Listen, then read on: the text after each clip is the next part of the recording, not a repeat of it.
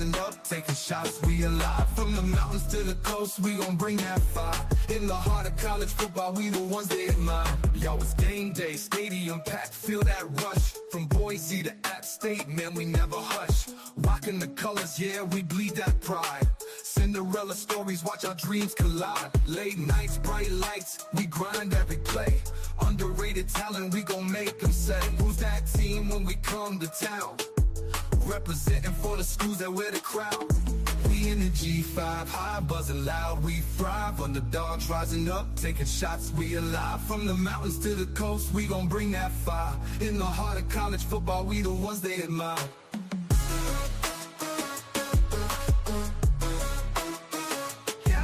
Yo, it's game day, stadium packed, feel that rush. From Boise to App State, man, we never hush. Rocking the colors, yeah, we bleed that pride. Cinderella stories, watch our dreams collide. Late nights, bright lights, we grind every play. Underrated talent, we gon' make them say, who's that team when we come to town? Representing for the schools that wear the crown. We in the G5 Hive, buzzing loud, we thrive. Underdogs rising up, taking shots, we alive. From the mountains to the coast, we gon' bring that fire. In the heart of college football, we the ones they admire. We the ones they are. The ones they can't skip. Fighting for respect, it's a tough road ahead. But we pack that heart and we never dread.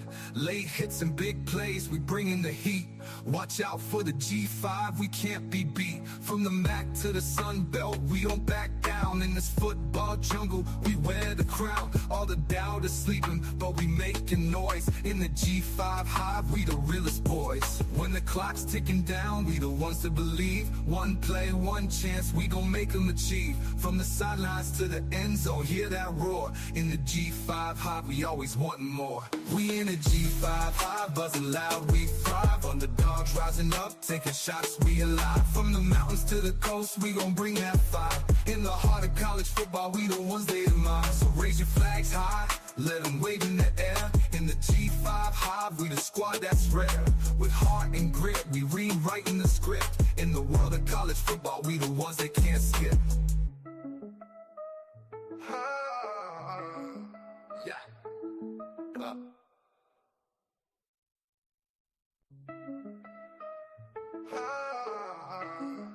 Yeah. We in it.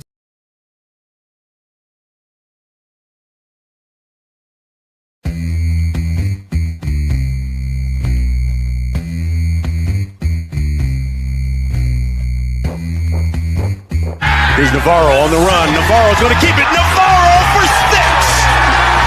Touchdown, Bobcat! I feel I had a hard time staying in my own lane. Oh my goodness! Red Murdoch! Pick 6! Harvath inside the 30 to 20. Blake Harvath will score! And Mendoza takes a big hit. He never saw it coming. Trey White got in there. There's his man, Rucker. And nobody's going to catch him. Goodbye. Intercepted. Tom Reed, skipper. Touchdown. Telly again, why not? A step forward and make it 2 for Telly. Quarterback keeper showing off the speed. Steps on the gas. Untouched. The G5 Hive. All G5 all the time.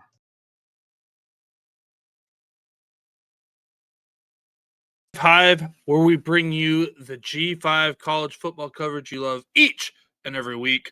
Brett, he's ready. He's in the chat. If you're in the chat, make sure you like, you subscribe. If you're watching us on X, give us a follow, like, or retweet. If you're listening to some podcast form, please rate and review. I'm Luke. I'm joined by my co-host, Justice. He's back after a 1-week hiatus. He missed me so much, he had to come back.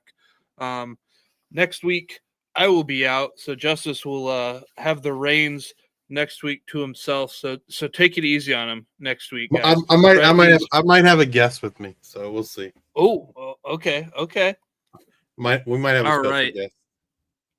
And if we do have the special guest, we'll probably be on earlier, like 8:30 versus 10:30. But we'll make sure we post on the socials when I know for sure if that's going to happen or not. All right. Well, tonight we're going to bring you up to speed on the news around the G5, review what went down in week 6, and set you guys up for success with our week 7 previews. We present our 2020 guys, and to close things out with our waiver wire honey for those who play college fantasy football. Yeah, it's hard to believe like half of the season is over. Like from a regular season perspective, right? I mean, 12 weeks, just finished week 6, man. Like it just seems like, I don't know, to me, it just seems like it's flying by. It's, I mean, when, I go to 6 ODU home games a year, and it just seems like, I don't know, I miss so much, being at those games all day on Saturday. You're at the tailgate, and then like, this last Saturday, the game wasn't till 6, but I left home at 1:30 to go to the tailgate. I didn't get home till after 11 from the press conference and all that. And so, yeah, it's a blur, man. It's a blur. The whole season's been a blur so far. Yeah, I hear you. I'm excited. So let's just, let's live in the moment. And let's look at our G5 Hive Players of the Week. We're going to start with my offensive player of the week. Give me a second. Okay. He's had a week off, guys. Give him a break. Sorry, man. Sorry, I'm not back into the groove of things yet. But we'll get there. We'll get there. I am going to the Marshall ODU game this coming up weekend, so I'm looking forward to that. Be my first time in Huntington. Going up with the guys from the Monarchist podcast. Gonna hook up with the guys from the Thundercast pod too, Russ and KD. So I don't know, good stuff. Looking forward to that. All right, so this processing. 1 second, we'll be ready with the slides. No problem. And then I'll start over. So the people, so we can have a nice cut for when we cut these up later. You got any big plans this weekend? This weekend, going up to Minnesota. My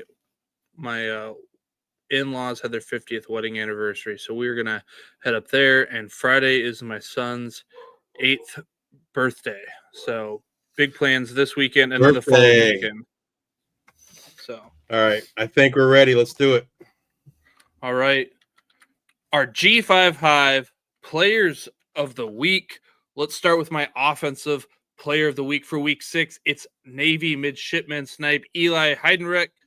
Eli had a historic game. He had 8 receptions for 243 yards and 3 touchdowns. His 243 yards is a Navy single game receiving record, and his 3 touchdowns put him atop the Navy history books for career receiving touchdowns with 14, and the 3 touchdown catches also matched the school record for a single game. Congrats, Eli. All right. My G5 Hive defensive player of the week for week 6, Ball State Cardinals edge Nathan Voorhees.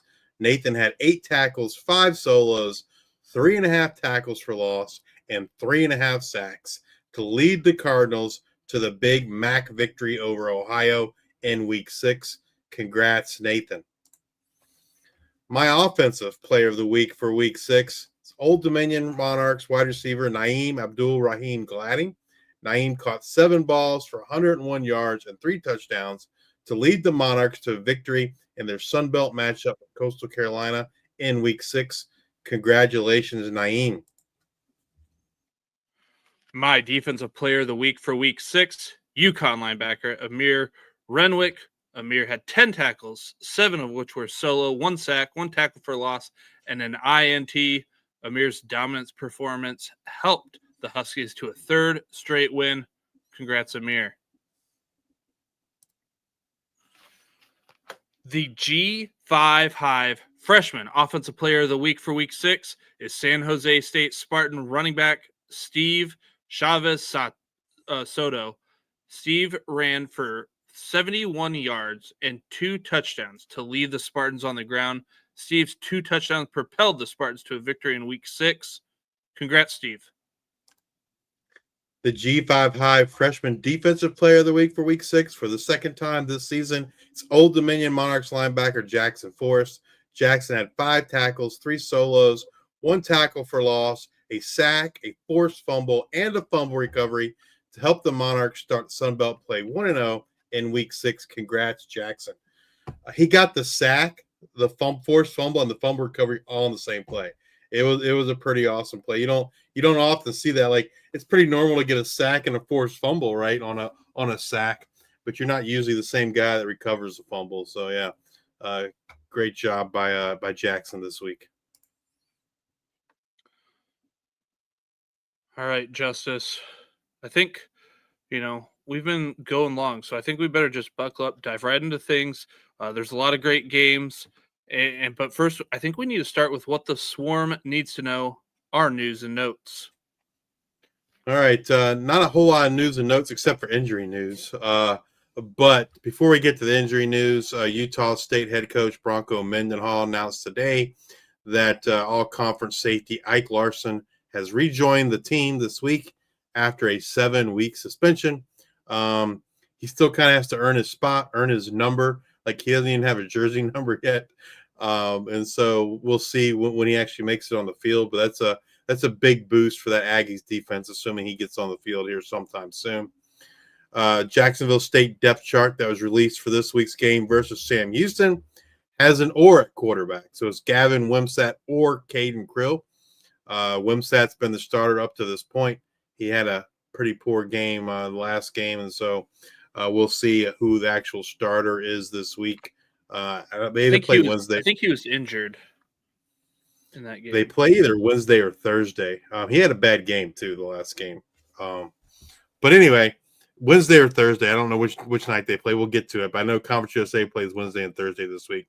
They start their midweek games. They don't play any Saturdays for a while. And then Troy announced today that wide receivers Mojo Dortch, safety Casey Bradford, and cornerback Trent Henry have all been removed from the team. They're no longer with the team. They're also removed from the roster. Apparently, last week, all 3 requested to redshirt, with the thought of them preserving a year of eligibility and transferring. So they've all been kind of removed from the team and all team activities. Let's get to some injury news. Louisiana Tech. We'll start with the positive news. Guys that we're expecting back this coming week. Louisiana Tech hopes to get back, or expects to get back, cornerback Cedric Woods and quarterback Trey Kukic this week, and they're both expected to play Thursday against Kennesaw State. That'll be interesting to kind of see what they do with at quarterback there with Trey Kukic back for the Bulldogs. Jacksonville State expects to have running back Andrew Paul also back this week. All right, now to the injury news. Florida International cornerback Brian Blades II. I believe he was listed as questionable on the or the hope was that he'd play week 6 after his foot injury he suffered in week 4. However, he was still out. He did not play in week 6. Staying with Florida International, linebacker Dwight Nunu was taken off the field in week 6 with what appeared to be a pretty serious injury. He was taken off on a stretcher and went straight to the hospital on the opening kickoff. Florida International quarterback Keon Jenkins tweaked his ankle in the week 6 game. UMass wide receiver Jaquan Gibson suffered an injury in the first half and did not return to that game. So we want to monitor his status moving forward. Memphis quarterback Brendan Lewis took a shot to the shoulder and had to visit the medical tent, but he should be okay. New Mexico linebacker Dimitri Johnson had to be helped off the field. He was limping, so not sure what his injury was, but that's something to monitor for the Lobos Oregon State linebacker Dexter Foster injured his ankle in week 6. Offensive lineman for Oregon State Jacob Strand went down with a knee injury in week 6, and he had to leave the game. He did not return. South Florida running back Cartavius Norton left the game in the 4th quarter, and he had to be taken to the hospital for evaluation. And Wyoming tight end Jake Wilson is out for the season with an infection in his knee. What else you got for injuries, Luke? All right. Oregon State wide receiver Trent Walker, he took a huge hit at the end of the App State game, turned into an interception. We'll talk about it in the game recap. But it's just one I would monitor because he's been a huge part of this offense. And like I said, it was a bad hit. And a clean hit, but it was a big one. And then Oregon State tight end Bryce Caulfield, he didn't play. App State on the other side of the ball, AJ Swan, quarterback, he did not play due to injury, and JJ Cole got the start there. Wyoming wide receiver Chris Durr, he got hurt in the first half. He did not return to the game against UNLV.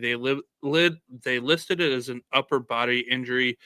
Coach Savell thinks he can give it a go, but he has to see him in practice. Wyoming tight end John Michael Gillenborg hurt his leg during warm-ups. There's no timetable on his return. He's doubtful for this week. Unsure if it's the same leg injury that he had last year and earlier this year. You can't have all the good news, Justice. I got to keep one piece for me. Liberty quarterback Ethan Vasco is hopeful for week 7. He's working with the starting center in practice and the ones this week, so I think that means we're going to see Ethan Vasco go for Liberty this week. Now, however, the running backs, Evan Dickens is in concussion protocol, and Vaughn Blue is set to miss some time. So the running backs obviously the whole team hasn't been as great this year, but definitely, what you get back in quarterback, you lose in running backs. And then we've got Missouri State quarterback Jacob Clark took that big hit at the end of the first half. Was it 2 weeks ago? He's trending up for week 7. Boise State tight end Matt Lauder, he missed last week but should be back this week. UMass running back Rocco Griffin did not play. San Jose State running back Floyd Chalk did not play, led obviously to Steve's big game and our freshman of the week. And then Charlotte quarterback Connor Harrell and running back Henry Rutledge are out for the season with season-ending injuries. We did see the return of Delaware wide receiver Jake Thaw this week. I believe he is a Michigan transfer. He had four receptions on 5 targets for 55 yards. And then friend of the podcast, Tyler King, New Mexico State wide receiver, he made his season debut this week. And boy, did he leave an impression, going six receptions on 8 targets for 132 yards. He had 3 rushes for -6 yards. A dynamic guy there from, I'm trying to remember what it was, Texas Tech to Wyoming. Texas Tech to Wyoming to New Mexico State, yeah. So that wraps it up for the news that we have today. All right. So next up, we're going to move to the top 25 polls. We'll start off with the G5 and the AP top 25. Memphis makes its debut this week, coming in at number 23, and they are rejoined in the AP top 25 by South Florida, who comes in at number 24. In the others receiving votes category, we got UNLV at number 32 with 19 votes. North Texas at number 33 with 16 votes. Navy at number 37 with 4 votes.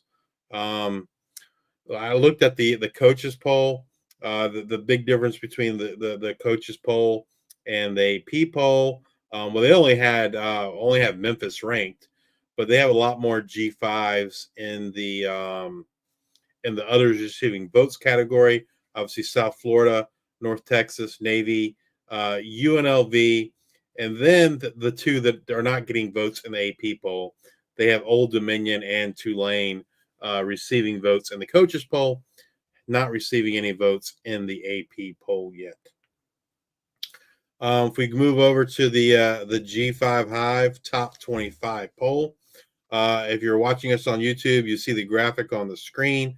But these are our votes that we submitted this week to the Hero Sports G5 25 top 25 media consensus poll. We're one of, I don't know, 20 or so voters in the poll. But these are our votes. Just like what we did, what we've done the last couple of weeks. Me and Luke each rank them. Then we kind of average our rankings between the two of us. If we end up with a tie, we use the ESPN FBI to kind of break the tie. But we were I think we only had one or two ties this week. I think for the most part we were pretty pretty in sync. So number one for us this week was Memphis. Number 2, South Florida. Number 3, Tulane. Number 4, Old Dominion. 5, Navy. 6, North Texas. 7, UNLV. 8, JMU. 9, Boise State. 10, Texas State. 11, Fresno State. 12, Ohio. 13, Toledo. 14, Louisiana Tech. 15, East Carolina. 16, San Diego State. 17, the Yukon Huskies. 18, Utah State. 19, Western Kentucky. 20, Delaware. 21, Hawaii. 22, New Mexico. 23, Temple. 24, Southern Miss. And 25, the Western Michigan Broncos. If you're comparing our poll to the Hero Sports consensus poll, so there's one team that was not ranked in our votes, but is ranked in the consensus top 25, and that is Troy. They come in at number 22 in the Hero Sports consensus poll, and for us, they just missed out. They were number 26 for us. And then, obviously, if we have one that's not in our poll, there's one that's in our poll that's not in the consensus poll, and that's Western Michigan. So Western Michigan was number 25 for us, but they were the tops in receiving votes on the consensus poll. So they were 26 in that consensus poll. So, it seems like we're pretty close. Like the polls are getting more aligned, so to speak, in terms of who's in them. Some of the biggest differences. So these are the teams that we are much lower than consensus, and the biggest one, higher or lower, is a team we're much lower on than consensus, and that's Western Kentucky. We have them 19. The consensus has them at 11, and that's 8 spots difference. I don't understand it. I don't get it. I don't think they've won, but they haven't looked good.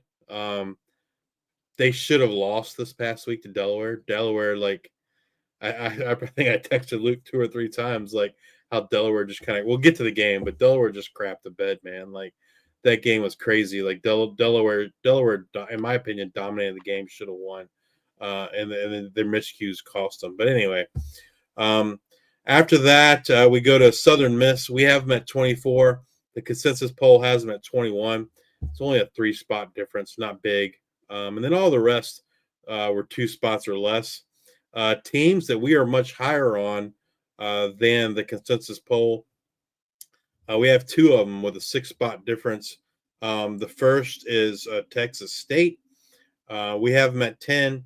Consensus has them at 16. We both had them like pretty high up there. We didn't drop them as much after their loss against Arkansas State as the consensus poll did. And then the other team we both our poll and the consensus poll kind of dropped them the same amount. We were just had them ranked higher than the consensus poll, and that's Ohio. So we have them ranked 12 versus 18 in the consensus, another 6-spot difference. We had them I think we had them maybe 7th last week, 5th or 7th, something like 6th, something like that. And I think the consensus poll had them more like 10, 11. So, we've been higher on them all year. So we did drop them, but obviously the consensus poll has been lower on them overall than we have. The other one with the big difference is Old Dominion. And this one blows my mind. We have them at 4 in our poll. The consensus poll had them at 8. Has UNLV above them, has North Texas above them, has JMU above them, has Navy above them. I don't understand the UNLV and JMU. I can see an argument for Navy and North Texas. But that I know I'm not. I don't want to say I'm 100% sure, but I'm 99.9% sure of all the preseason polls. We were the only ones to have that produced their poll publicly. We were the only ones to have Old Dominion ranked at all. In our preseason poll, we had them at 11. Most preseason polls had them nowhere to be found, or all others that I saw had them nowhere to be found in the top 25. And then the last one that's a little bit of a difference is Delaware. We have them at 21. The consensus has them at 23. 3-spot difference. Not that huge, but like to me, Delaware after Louisiana Tech, Delaware looks like the second best team in Conference USA, despite the loss to Western Kentucky, which we'll get to here in a few minutes. Anything surprise you about the poll, Luke? I mean, not really. Like you said, we're kind of things are starting to get solidified here. We've seen a two weeks of conference play for some teams, 1 week for others. We're starting to get an idea of what these teams are. I know me personally, I had like a couple of teams lower because I was still trying to figure out who they were, and there's some teams that made bigger jumps for me, in a sense of like North Texas. That defense has just been playing really good. Again, we'll get to week 7. That game's going to be great for them in South Florida on Friday night. It's awesome that it's kind of a standalone game. And not in there on the other Saturday games. Let's see here. Other things that just stood out to me. I think that was the big thing. Like I drastically moved some teams. It was like 4 or 5 teams. And then kind of once you got down to like 21, 22, like, yeah, all it was right, kind of like then you start getting into teams with 2 losses, and it's like, which 2-loss teams going to be in the top 25? So then it's like, who's playing better at this point? But yeah, the G5 representative is probably going to come from the American. I think is. I mean, if they don't, the concern with the Americans, they cannibalize each other, which is Sure. a big possibility. I mean, what we have, I don't know, 5 teams in our top 10 from the American, I think 5 or 6, and East Carolina just outside that. And yeah, I think the problem with the American will be if they cannibalize each other, which is possible. Like to me, they got the big 3 of Memphis, Tulane, South Florida, right, and then Navy's right there. You got those 4. If one of those 4, especially one of those top 3, can make it through with only 1 loss in conference, they have a shot. Navy probably has to beat Notre Dame, I think, to have and win the American to have probably a great shot. I saw something today, which to me is kind of crazy, and it was about Boise State, and people still thinking Boise State's got a shot, and like I don't see that happening. They're not No. They're not that great. They're not that good of a team. I mean, they got blown out by South Florida. They took a big loss, and they had a big opportunity this week to like show, hey, maybe they're they've improved a lot, and they got beat by Notre Dame. And I don't know, like I realize Notre Dame's a ranked team, but I don't think they're anything special. Yeah, I think it's kind of by Boise standards, it's a down year for the Broncos this year. I don't see a pathway for Boise State to make the playoffs. So when I saw that discussion on X today, I was kind of like I don't know. It seemed a little bit delusional to me, but yeah, we'll see. Well, you ready to start our week 6 in review? Let's do it. Let's do our week 6 in review. And we're going to start with our Thursday game, G5 versus G5, Sam Houston versus New Mexico State, Conference USA game. New Mexico State wins this one 37-10. As I mentioned earlier, Tyler King returns to the lineup for the first time. He gets those 6 receptions for 132 yards for the Aggies. On paper, this was a pretty even game throughout 3 quarters. However, it didn't really feel that way. The score that really started matching the feel of the game was in the 4th quarter. Sam Houston had just scored in the 3rd to bring it to a 13-10. But then New Mexico State had an 8-play, 85-yard drive for a touchdown. Sam Houston fumbles. The kickoff, it's 1st and goal at the Sam Houston 2-yard line. New Mexico State scores a touchdown, followed by Sam Houston turnover on downs. Then New Mexico State got a field goal. And Sam Houston threw an INT that New Mexico State returned for a touchdown. It was just a rough 15 minutes there for Sam Houston. You think about the last 3 seasons for the Sam Houston team, so close to getting a win every single week. They were the last FBS team to get a win. Then last year, the great season that they had where they were, I think it came down to the last game of the season against Western Kentucky for that spot in the championship game. And then this year going back, but it's not looking good. It's not like, we're almost winning these games. Like, these ones are not all that close. No, Sam Houston looks like, they are one of the worst teams in FBS. I mean, it's hard to watch, man. They are a hard team to watch this year. We talked about it preseason, and it's kind of like, to me, it's just kind of come to fruition. Is looking at Hunter Watson, like he's just a strange fit for a Phil Longo offense. But it's not all on him, man. Like, the offensive line, the defense is absolutely it's terrible. The whole team, man, like, they lost so much from a year ago. In addition to the coaching staff, right? Just the players, they were decimated in the portal.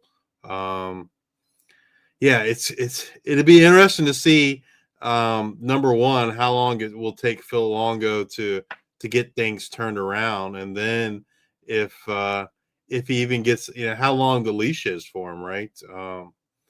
Obviously it's longer than a year, I would assume, but man, like, you don't know how much time they're going to give him. Casey Keeler, such a great coach.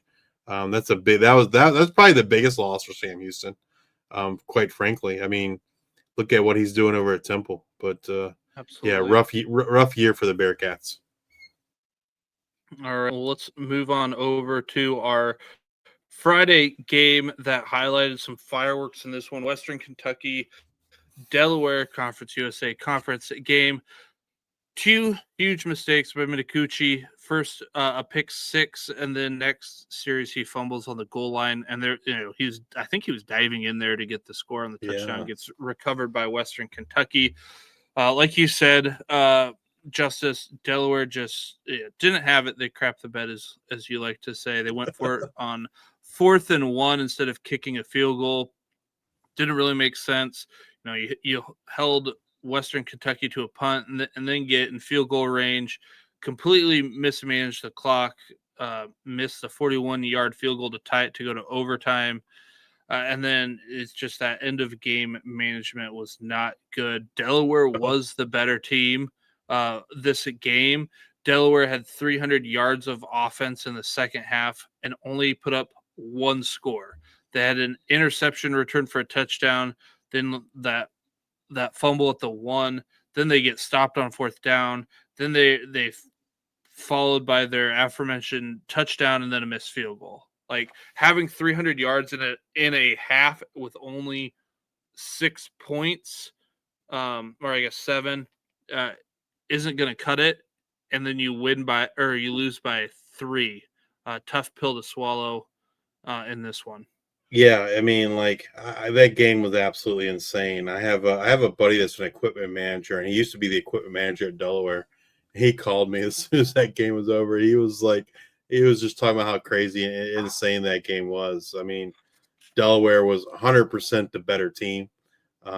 Western Kentucky had no business winning that game, but Delaware has no one to blame but themselves. Like you have those mistakes, and they still have an opportunity to win or even at least send to overtime, and like they just like look completely lost. Like I don't know why they didn't like when they went for it on that 4th and 1. Like it was a much shorter field goal. I feel like at that point, like there's I don't know 3.5 minutes left. I think in the game, something like that. Um, get the 3 points, and then see if you can't get the game winning field goal.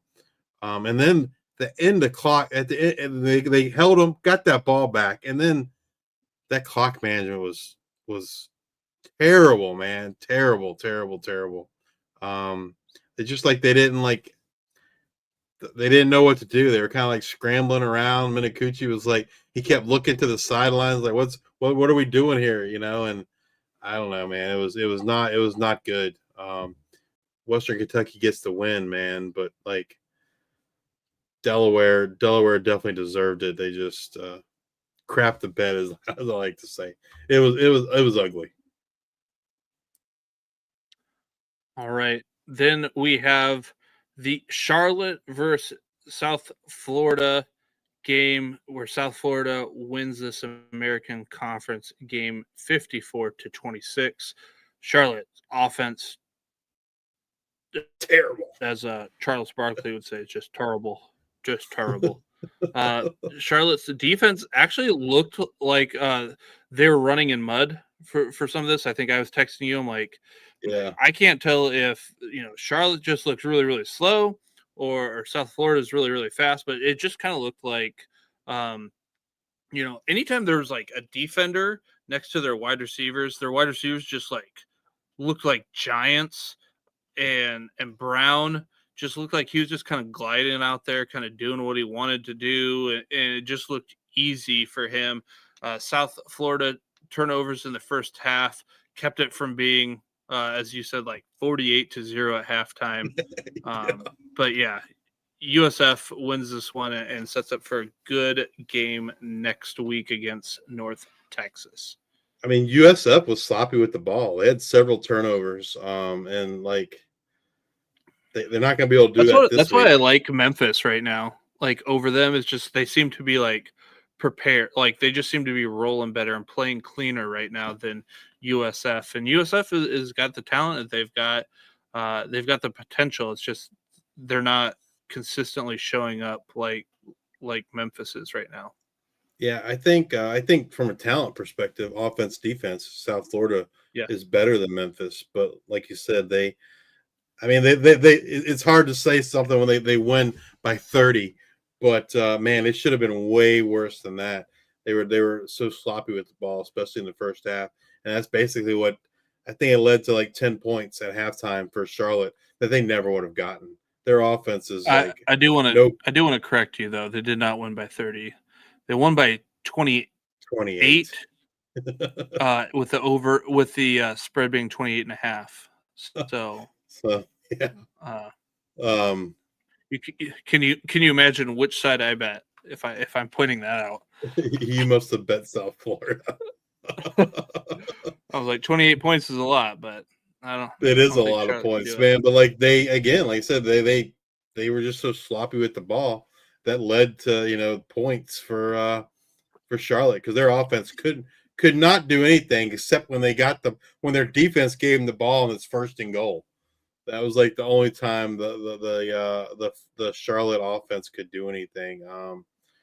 And not surprising, Charlotte's bad. We talked about it in the preseason. They just don't. I mean, the trenches. They didn't look good in the trenches, and they had zero depth on this team. You have your quarterback that's out. Their whole offensive line has been moved around, shuffled around. Their whole offensive line's been hurt. So obviously that does not help. Yeah. Losing Connor Harrell's big because he has that dynamic dual threat for him. But yeah, Charlotte. Hopefully they can get things turned around next year. All right, let's move on over to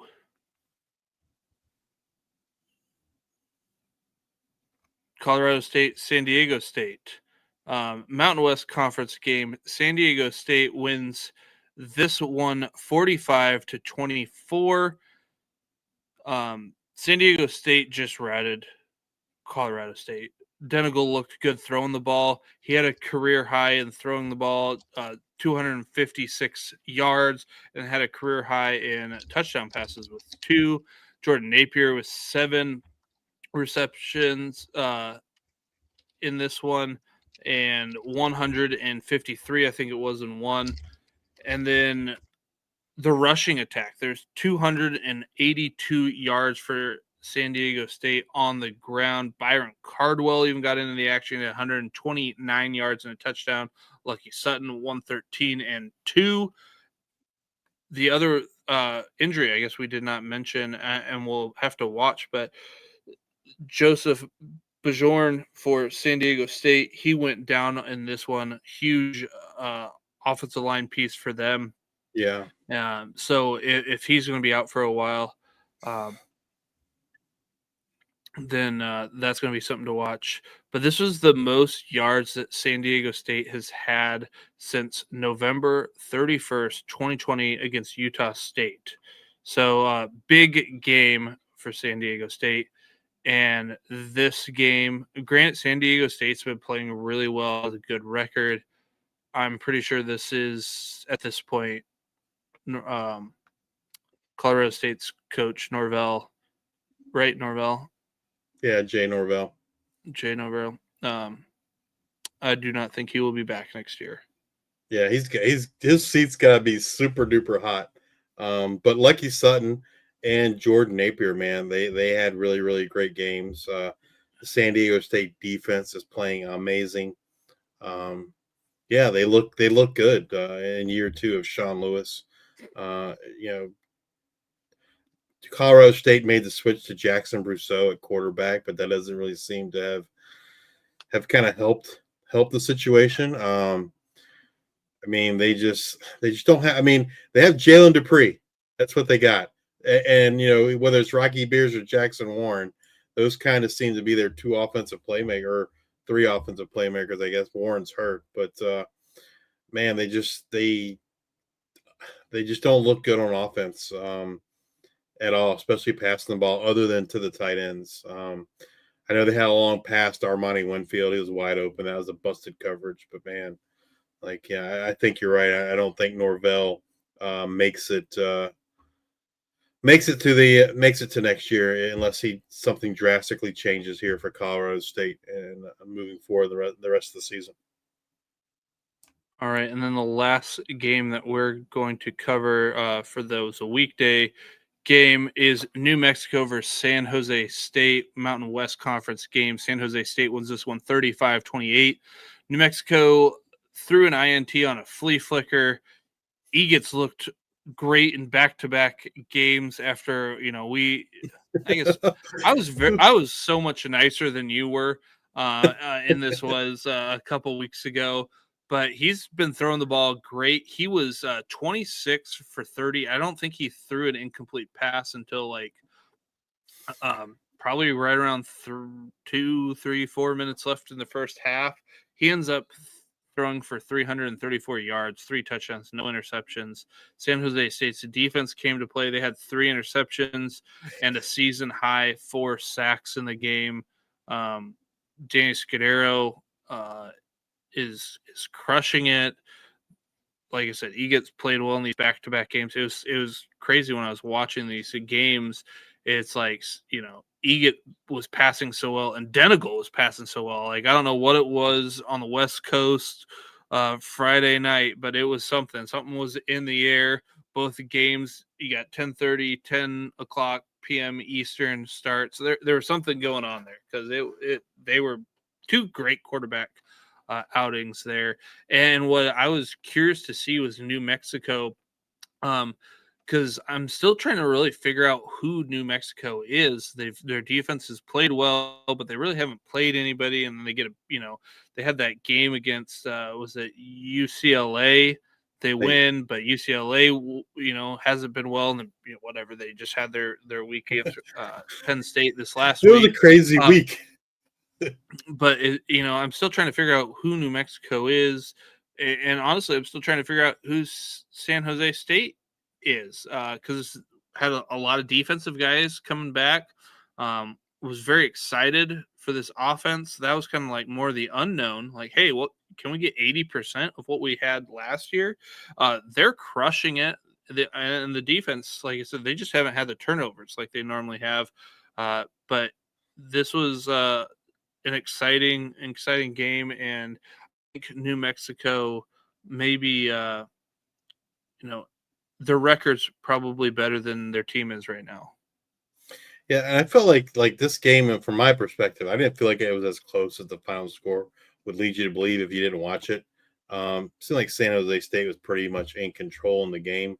I don't remember if it was Brett or Clint, but one of them was messaging me during the game, and they were like, must be what Walker Eget looks like in practice, because he does not look like this. He has not looked like this in previous games like he has the last 2 weeks.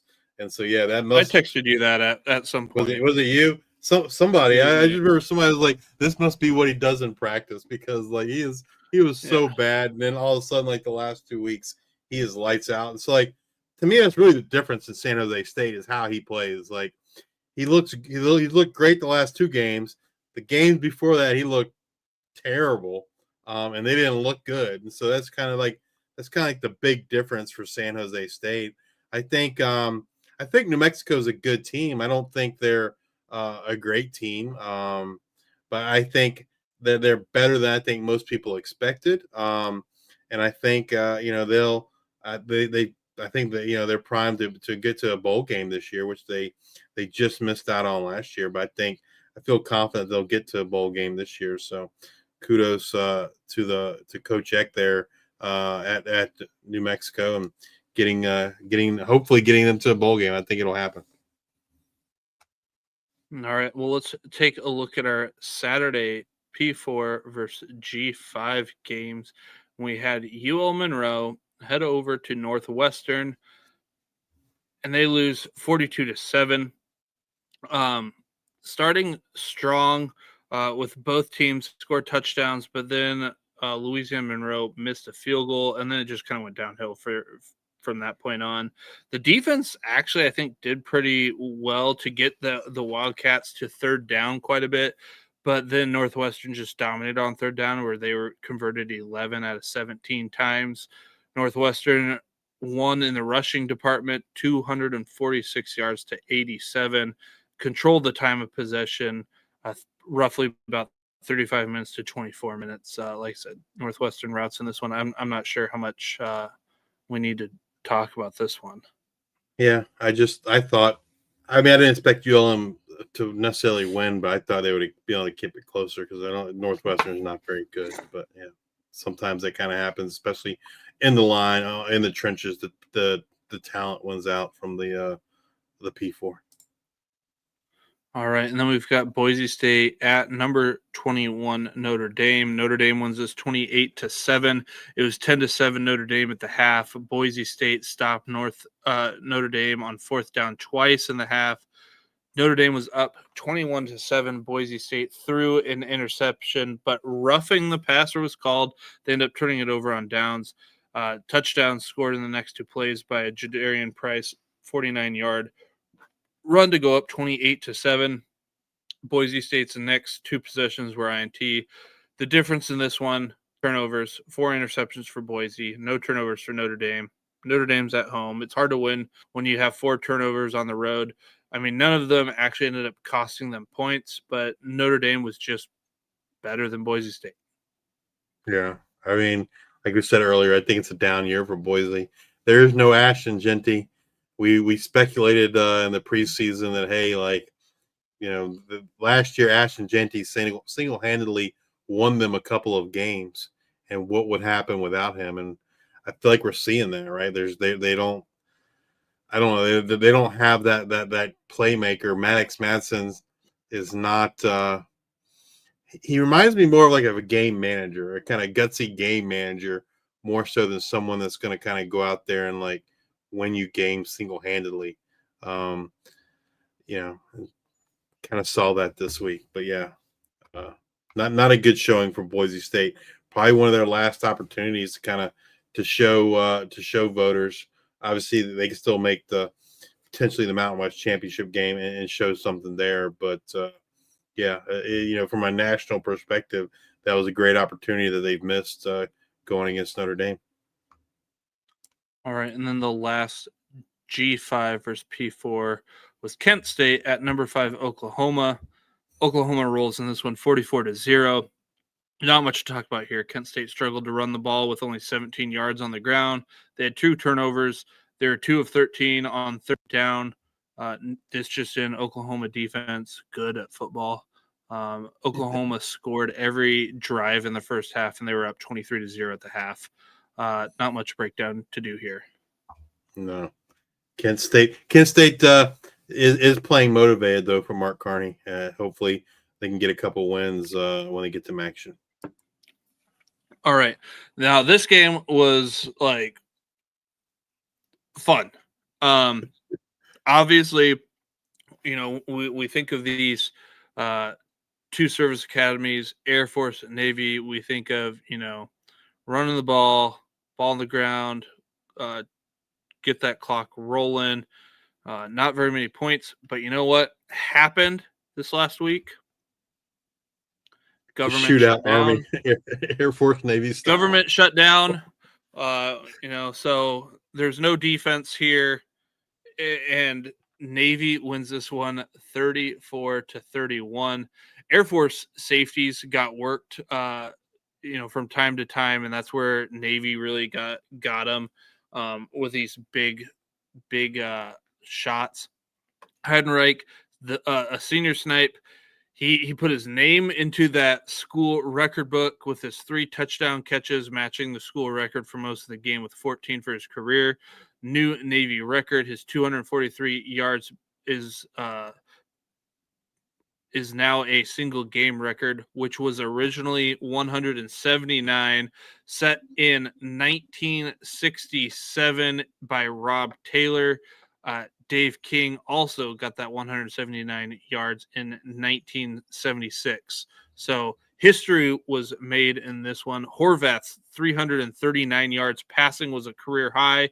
He had 130 on the ground. And Liam Sarka with 200 yards passing, 100 yards rushing for his 3rd straight game. The last players to accomplish that, Lamar Jackson in 2015, Lamar Jackson in 2016, and Dak Prescott in 2014. I don't know if Liam Sarka is next Lamar Jackson or Dak Prescott, but pretty interesting stat there in this one. Yeah, Brett's asking about Cade Harris from a fantasy perspective, and I don't know about you, Luke, but for me, typically the only folks I'm ever interested in a service academy is the quarterback. Even Eli Heidenreich. Eli's been phenomenal, right? But he is so efficient with his touches, and so I tend to avoid players like that just because I feel like it can cause some inconsistency. When you're only getting 8, maybe 10 touches a game at most, you can't expect them to get 100 yards and a couple touchdowns every week. That's Eli is the exception. Eli's been doing it since last year, but that I think that's what you're seeing with Cade Harris is he's just not necessarily getting the volume, and I don't know that you can necessarily expect that to change. And so you're gonna with that limited volume, you'll see inconsistencies week to week, and then. Plus the matchup, right? Air Force and Navy. It was the matchup. They know how to defend it. Absolutely. They both play each other every year. They both run somewhat similar offenses, and so they know how to defend those offenses. So I'm sure that's part of it as well. All right. Well, let's move on over to Army versus UAB. Another American Conference game. Army wins this one 31-13. Army would throw it a whopping 5 times in this game. They would lean on Cale Helmus' legs as he had 21 carries for 81 yards and 3 touchdowns. Coleman also played in this game, but Cale just looks healthier. So I anticipate that they continue to roll Cale out there and run him. But the UAB aspect of this is Kitna makes NFL throws. Like he makes some just like he has a strong arm. He looked really good. While they only scored 13 points. Kitna played. He had some wild throws in this one. To me, the big question is, when is Dilfer going to get fired? Like, is he going to get fired? Is he going to get fired mid-season? Because there's no way they bring him back next year. That would be absolutely insane. I don't know, like, the contract and the buyout situation. It could be like if they fire him in the mid-season, they owe him more money, and then whether if they wait till after the season, I don't know. But like, he's like, to me, like, if we're putting together a hot seat, like who's the next G5 coach to get fired, I think I'd have to put Dilfer number 1 on the list. He's the offense, typically has gotten it done on a week-to-week basis, but the defense, man, even last year, this year, there's been no improvement. The offense has to outscore. Pretty sure they brought in a new defensive coordinator this year. Then obviously, being one of the worst defenses in the country does not help. And usually that's how it goes. Let's bring in some different coordinators to save. And then I'm the next step in that. But let's move on over to our MACtion. Some MACtion here. Ohio versus Ball State. Ball State wins this one 20-14. The best way I can describe this game is Ohio just played with their food. Like, despite the score at half, it was 14-0. It felt like Ohio was in total control. They could run it at will. Ohio just couldn't score any points. And Ball State's defense, Ball State's defense played well, and it seemed to just get confidence as the game went on, and that score stayed low. Kelly was okay at quarterback. He would make this really athletic play on the ground or run around in the backfield and then just like totally make a bad throw. So that it's like, great athlete. Quarterback got some improvement to do. Timely penalties against Ohio to negate some first downs. They move out of field goal range. Defensive penalties give Ball State shorter field position throughout the game. But this game came down to this jump ball pass to Magwood. Like I said, for Kyle Kelly, wasn't a great throw, underthrown. Magwood comes back, jumps up, gets it, and then does the rest and takes it to the house. Ball State gets the win over Ohio. Not one I had on my bingo card.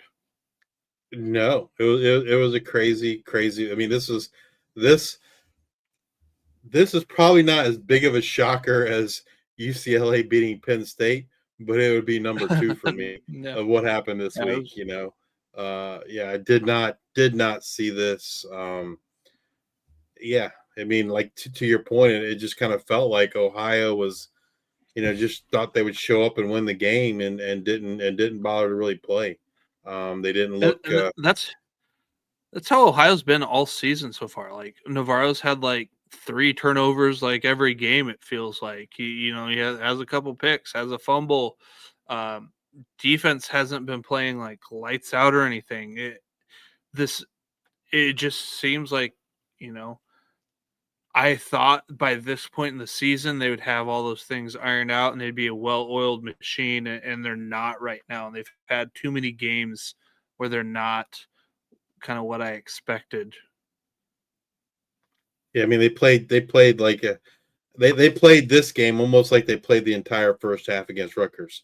Second half against Rutgers, they were lights out, but that first half was ugly, and And this whole game was kind of like that. Yeah, it's kind of strange, right? You would have thought when they got into MAC play, Ohio would just dominate, and not what happened. All right. Now let's move on to UTSA. First Temple, an American Conference game. Temple wins this one 27-21. Another shocker of a game. Robert Henry leading the nation in rushing. He had 36 yards rushing in the first quarter, and he would end with 42. So that's why they lost. They just didn't feed him enough. I'm sure, we'll hear more as the week goes on. I mean, nothing really showed up to me that he was hurt, but only having 42 yards was wild to me. Despite all that, it was all UTSA in the first half. Second half, Temple opens with a touchdown drive. UTSA throws an interception. Temple on the very next play runs it in for a 54-yard touchdown by Hunter Smith. Now it's 17-14 Owls. Then it just was a punching match as they trade points. So heading into the fourth, it's 24-21. UTSA goes for it on their own side of the field. They had all 3 timeouts, so it just didn't make sense. Like where they were on the field, they should have punted it, but they go for it. They still had all their 3 timeouts. Temple stops them, and they still are up 3 at this point. UTSA gets a first down, but a penalty for blocking too early by a wide receiver that gave them pass interference. It put them at 4th and 20 inside their own 15. Temple gets a sack. Temple's defense played really well in this one, and they needed it, and they played well when they needed it the most. Temple, like I said, wins this one. Penalties, not getting Robert Henry, but Temple comes to play. One thing, like I don't think, and you look back at the end of the season, it's not, or when the season ends, it's not going to happen. But like Casey Keeler should get some serious consideration for Coach of the Year. Temple's been down for several years, and like they just look like they a different team this year. You give Casey Keeler a couple of years, he's going to have things turned around relatively quickly. I think there at Temple, but nonetheless, he's doing a phenomenal job this year. I don't think he'll get some considerations because they'll look at the record and say, oh, they were, I don't know what they'll end up. Let's say 6 or 7 wins, but like much like Bronco Mendenhall at New Mexico last year, who did a phenomenal job there. I feel like Casey Keeler is doing a phenomenal job there at Temple as well. All right. Western Michigan at UMass. More MACtion. 21-3. Western Michigan gets the win. Brock Lowry shows. It was the Brock Lowry show as Western Michigan quarterback had 163 yards and 1 touchdown in the air, 92 and 1 on the ground. It was a pretty even game, but Western Michigan won the running game, 217 yards to 57. In the third quarter, UMass had 16 yards compared to Western Michigan's 85, and Western Michigan was up 14-3 going into the fourth. In the fourth, UMass would go for it on 4th down at the Western Michigan 13 with 14:02 to go. They would fail on the conversion. Western Michigan would run the ball 9 out of 11 times on that drive. That would eat up 5 minutes and 58 seconds and end in a touchdown on a 25-yard Davin Mills run.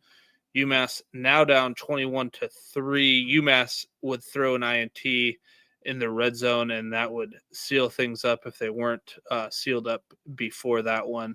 Western Michigan, I can't say that they've played the hardest schedule, but they've played who's in front of them. Obviously, they had that North Texas game and that 33-30 overtime loss. I mean, this team's winning games. And UMass isn't. UMass, I expected UMass to be improved this year, and they might be worse. And then this game, their two top playmakers, Rocco Griffin doesn't play, and then Jaquan Gibson gets hurt and doesn't come back. Like they're just, I don't know, they're bad with those two guys. They're really bad without them. They're the two best players on offense.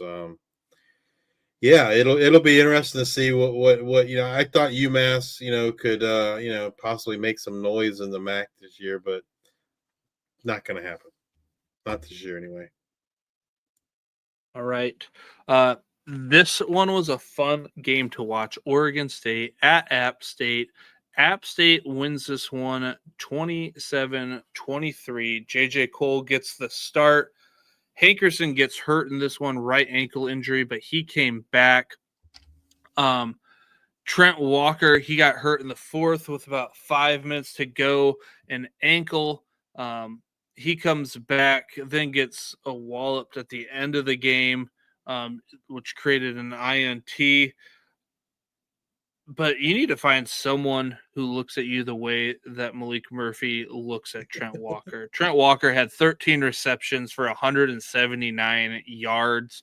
No touchdowns to show for it, but man, he has been killing it.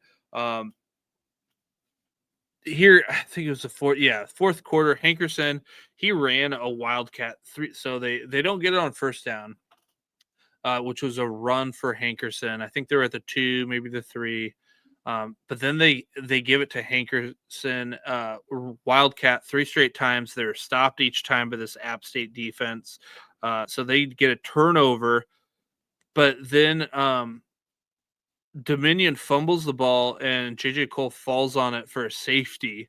The Oregon State defense almost gets on it, but JJ Cole lands on it, helps. There's a 1 minute 40 seconds left. And that could have been a huge turn if that turns into be a touchdown. But it's 27-23 App State. A pass interference was called on App State, and this let Oregon State continue the drive. But when you look at the replay, like Oregon State wide receiver just fell on his own. He got tangled up with his feet. Just falls down in this one. Like I said, Walker gets blown up, and Zaire Gamble gets the interception. App State wins this. Personally, I liked what I saw from true freshman. We talked about him in the Worker Bee series, Jakari Lewis. He only had 10 rushes for 42 yards, but he was a nice change of pace back, and I bet we kind of continue to see a little bit more work from Jakari Lewis. Looked great, especially between the tackles. And especially if AJ Swan continues to miss time being injured, this will help JJ Cole out a little bit. But my one gripe in this game, App State fans rush the field. Oregon State hasn't won a game. They're 0-6. And App State rushes the field. Like, tell me you don't watch football. Maybe they think it's a big G5 versus P4 win, but that's not the not case. what this Not one the case was. anymore. Not the case. That was my one gripe. Gripe about it. It was great fourth quarter though. Like at some point, like Oregon State is what they are. Like when I think about that Oregon State Houston game, that's kind of the same way I felt about the Delaware Western Kentucky game this week. Like Oregon State should have won that game; they deserved to win, and then just couldn't get out of their own way. The same with Delaware this week. But you got to wonder, at what point do they start talking about maybe it's time, for Trent Bray? He's in year 2 there, 0-6 against I don't know, man. It makes me wonder how much longer Trent Bray will be there, or if his seat is even getting warm. I don't know. I'm assuming he's not going to get fired this year. I'm assuming they'll give him another year, man. But gosh, they got to win some games there in Corvallis, man. Yeah. All right, let's move on over to FIU. UConn wins this one 51-10. as you mentioned earlier, Justice, the opening kickoff, Dwight Nunu for FIU got hurt, stabilized his head and neck on a board. He was transported right to the hospital. I mean, it was somber, when you see something like that right from the beginning, and then you have to continue to play an entire game after that. Definitely rough. But Skylar Bell gets another touchdown. He was the first score for UConn. Then immediately FIU fumbles the ball. FIU would have 2 fumbles, an interception, a turnover on down in the first half, and they're down 27-3 going into the half. UConn would score 24 points before FIU would get a touchdown with 5 minutes and 46 seconds left. At that point, it's the final score. It's 51-10. FIU had 5 turnovers in this one and were 3 of 15 on third down. Not going to get things done. UConn rolls. Skylar Bell quietly having a pretty awesome year, right? Not just of the G5, but of college football. Yeah, he's someone that's not really getting talked about, man. But he's you could book him for 100 yards and a touchdown every single week. Having a pretty special year there for the Huskies. Hopefully he can get some more recognition moving forward. All right, another game that was surprising to say ugly. James Madison, Georgia State, Sun Belt Conference game. JMU wins this one 14-7. JMU is 4 of 14 on third down. They had 11 penalties for 100 yards. They had 285 total yards. And of those 285 total yards, 211 came in the rushing department. So they win the rushing game 211-37. Both teams struggled to move the ball in the second half. There's one drive that went over 30 yards, and it was James Madison's touchdown to tie the game at 7 in the third quarter. Georgia State only had 46 yards in the second half total. That's about all I got to say. I mean, it was an ugly game. Yeah. And it's not like it was weather. It's not like it was windy, rainy. Not like it. It just wasn't good. Both quarterbacks played for Georgia State. In was it Finley and Brown? Cam Brown and Finley. I think Brown only came in for a little bit, or Finley maybe just came in for a drive. I'm trying to remember which one it was, but they only came in for one drive and they went back to that quarterback. It was I watched some of the second half of this game and it was just, I don't know, it was just bad football on both sides. So many penalties. I mean, Georgia State gets the ball up there at the end and it's just a false start after false start. They just, I don't know. Both teams look bad. JMU, I feel like, was lucky to kind of I mean, get a win on a day that they looked really bad. Fortunately for them, Georgia State looked worse. So yeah, absolutely. All right, Central Michigan, Akron, another crazy one. MACtion, Akron gets the win, 28-22. Akron's defense had 5 sacks, none bigger than Gage Summers' sack with 10:05 left in the fourth, because CMU had just gotten a touchdown to cut the lead to 9. Jordan Gant would touch the ball 7 of 9 times to help Akron chew up some clock. Central Michigan would hit a field goal on a 3rd and 1 to cut it to 6, but unable to get the onside kick. Central Michigan was 4 of 12 on third down. Central Michigan dominated on the ground, 238 yards to 162. Despite Jordan Gant's 32 carries for 176 yards. I don't know how many times Akron is going to be in positive game script, but this score of 28-22 was a lot. The score ended up being a lot closer than the game actually was. Akron did a pretty good job, and like I said, their defense having those five sacks definitely helped. Central Michigan's I don't know. There's just a team that I'm still not sure what to make of them. Right? I don't know. Probably better. I think they're gonna exceed expectations, but still, we saw how good they could be in week 1 against San Jose State. And then it seems like from that point on, it's kind of like we haven't seen that same team again.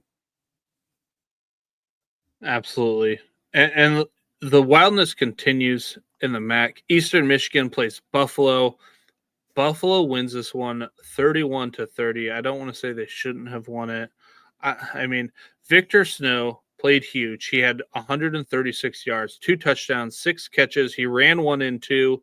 Buffalo was down 3 and had the ball on their own 9 with 58 seconds left. No timeouts. They drove down the field. They set up their kicker for a 50-yard field goal. Nails it for a career long to force overtime. Buffalo gets the ball first. Both teams score. EMU decides to go for on 2 because obviously you have that first one where you can kick the field goal, and then after that you get into your 2-point conversions, which I really like that call because this you're going to get the ball and you got to go first, and you have to use your best 2-point conversion play. So you might as well just do it here, and you're either going to win or lose on the road. I think that's the right call. They go for 2. They don't get it. Kim fumbles the ball on the 2-point conversion. They didn't even get a chance to get the ball off. And it wasn't like he got sacked and fumbled. He I can't remember if his knee hit it or what it was, but he fumbled it. And the Bulls win in overtime. Yeah, Buffalo's a team that we saw them lose, against Troy. A rough outing here against Eastern Michigan. I would have thought that the Buffalo defense would have been able to slow down Eastern Michigan some, but a little bit of a shock.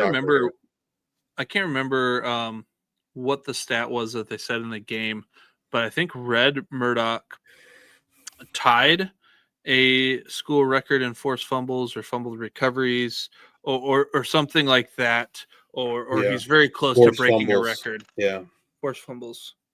So he had an awesome year last year in forced fumbles, and that's kind of his thing, man. Incredible player. Friend of the podcast. All right. Move on to Miami at Northern Illinois.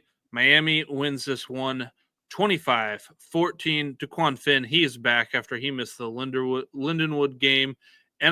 NIU owned the first quarter. They're up 14-0, but then all Miami as they score 25 unanswered. And you heard that right. It was 25-14. Final. Miami was just more efficient on third down. 8 of 18 versus 4 of 14. Miami had 147 more yards, and NIU had 2 turnovers in this one.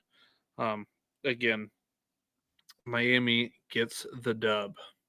NIU just so one-dimensional on offense, right? Like really struggling throwing the ball. The passing game is non-existent, and so while they usually have typically a strong running game, you got to have some semblance of a passing game, or it's just when you become one-dimensional, so much easier for teams to kind of shut you down. All right, now this was maybe the next most exciting game for different reasons too. Texas State and Arkansas State, Sun Belt Conference game. Arkansas State wins 31-30. All right, we're tied at 10 at the half. Nothing really happens in the third. The fourth consisted of 6 total possessions. There were 6 touchdowns, 3 by each team. I want to take you to the last minute or 2 of this game. There's a long Brad Jackson run for 63 yards. Pair scores. They miss the extra point. The question is, did they go too fast? I believe they had all 3 timeouts. They could have had 2 timeouts. Either way, they had more than one. And you could have ran some more clock out because Arkansas State had timeouts. I think they had 2 or 3 as well. But they didn't. They just ran down there, and then Arkansas State let them go into the end zone right away. Arkansas State utilizes the running back in the passing game as they march down the field. Texas State's not letting anybody get to the sideline, and the middle of the field is wide open. You could have drove 7 semis down the middle of the field. It was just the Red Sea. Everything parted, and they just dinked it down there. Would run. Rayner runs it from 4 yards out. They hit the extra point. I think I said that. Yeah, they missed the extra point. Texas State did. Arkansas State hits it. Texas State dominated the running game, 289 yards to 150. It just came down to that extra point, and they didn't convert it. I think you mentioned this before, because we were talking about maybe coaches that would be going to the P4, and I think I had mentioned GJ Kenny as a name that like people seem to be talking about, and you were like, I don't get it. What are we doing? Because he hasn't been really that successful at the G5 level. Yeah, he's been average.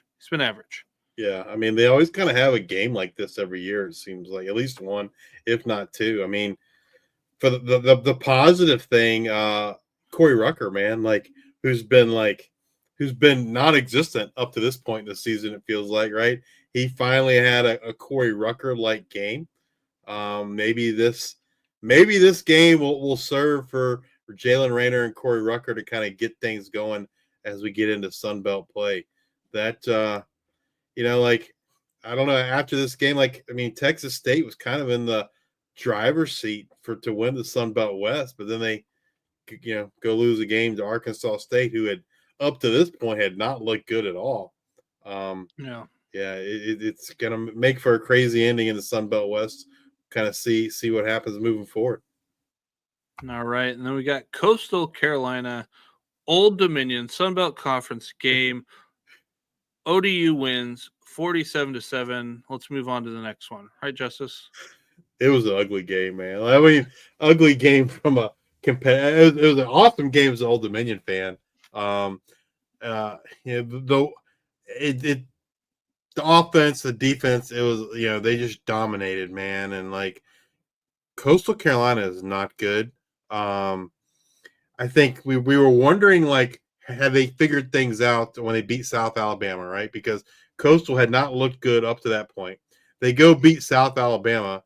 And so after watching the game this week, I'm thinking, well, like South Alabama, and then seeing the South Alabama result this week, I'm like, they just must have quit, man. Like they just lost the team or something, because like Coastal is not good. I mean, Old Dominion dominated them on both sides of the line in the trenches. I found myself in the second half rooting for a shutout. Old Dominion's only ever had one shutout in their history, and it was a 6-0 win over Charlotte in 2017. And so that was kind of like, I go to the post game press conference, so I stay to the end anyway. But as you can imagine, a lot of fans left probably early in the third quarter. They pulled Colton Joseph like halfway through the third quarter, so he had an amazing game. But all those stats were like 2.5 quarters. Naeem had a good game. Billy's asking about ODU being the G5 rep in the playoffs. I mean, I think there's certainly a chance that could happen. They have to win out, right? They got a pretty big matchup coming up in 2 weeks against JMU at JMU. I would assume both teams will be 5-1 at that point.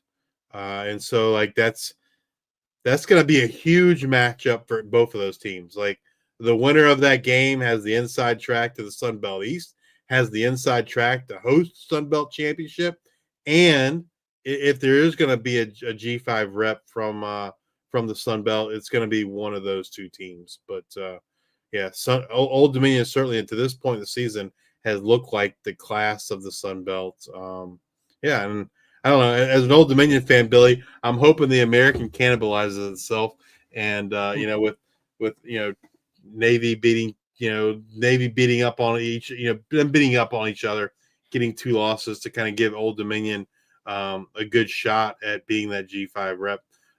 That'd be awesome, man. Like, it'd be really cool. Would you go to a playoff game? 100%. If Old Dominion makes the playoffs, I don't care how much it costs me. I'm going. I am going, buddy, because like that's never going to happen again in my lifetime. Yeah. And so it might not ever happen again in history. But yeah, I would 100% do what I need to do to make it to that game. So yeah, I'm hoping for it. But Coach Ronnie, he's always, he in the press conference today, the guy from NBC asked him about getting votes in the coaches poll. And he's like, "Well, I didn't even know that. I didn't even know that till you told me that." Like he kind of, he's not a social media guy. He wants the team focused on, hey, we have to do our job. We have to win the next game. We just take it one game at a time. Take care of the business, and let the cards fall where they may. But yeah, incredible season so far for Old Dominion. All right. UNLV at Wyoming, Mountain West Conference game. UNLV wins this one 31-17. I don't know if you got to see any of this, Justice, but it looked like it was snowing out there. It was snowing. Yes. Snow in October? No. It was hail. There was so much hail. There was a huge hailstorm. It looked like there was snow. I was like, oh my gosh, it's snowing. There's all this snow on the ground. And yeah, hail. So much hail. Yeah, it was wild. But Jaden Thomas finally got the bulk of the carries. He had 16 carries, 96 yards, but no touchdowns, 2 receptions, 17 yards. Did have a receiving touchdown. UNLV came out hot, 17 points in the first quarter, despite the first play of the game being a sack fumble for Wyoming. Recovering, they get a field goal. They go up 3-0.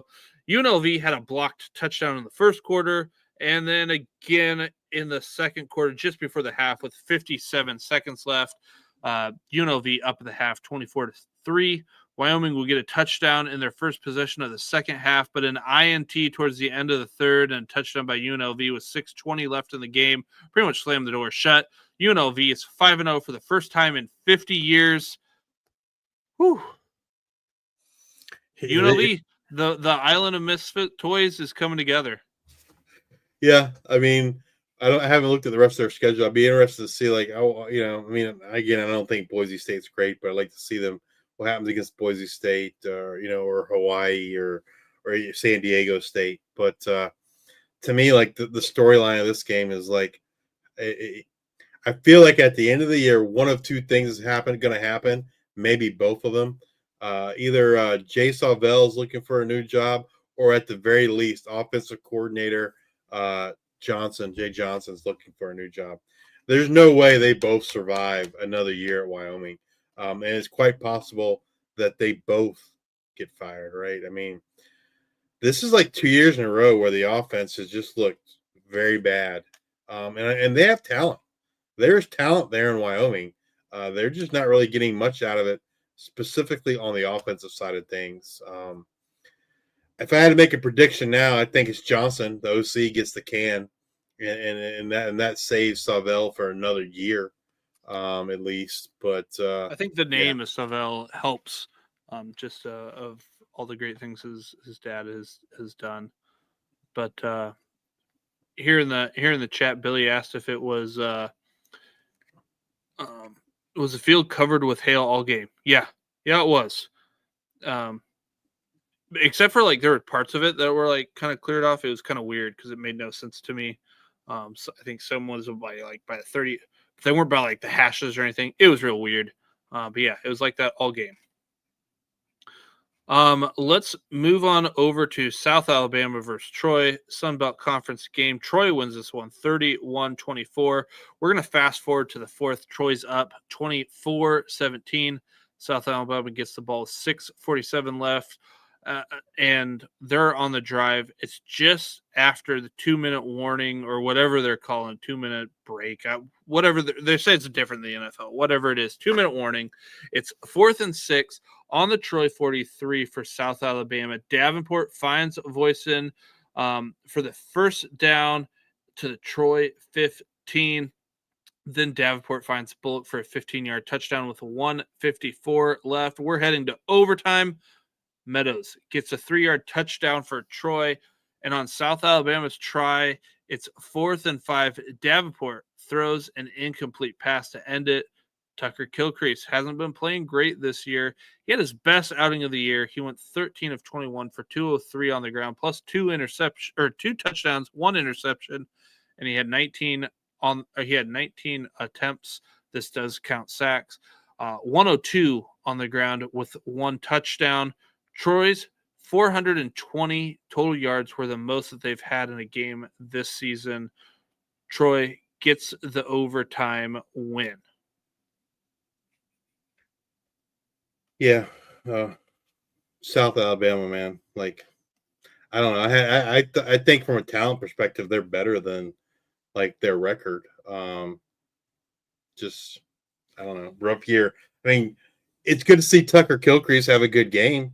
The last time I didn't get to watch this game. I saw the Buffalo Troy game, and Tucker Kilcrease was not good. The Troy defense is legit though.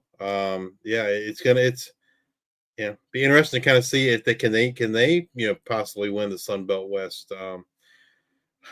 I think that to happen, I think Goose Crowder needs to come back and be healthy. But like you got to feel at this point, based on what happened last year, like I don't know, like I haven't heard anything, don't know anything, but it almost feels like it's like, I'm assuming like it's concussions with Goose, right? And like, is it to the point where he's thinking, hey man, maybe I shouldn't, maybe I might consider giving up football? I don't know.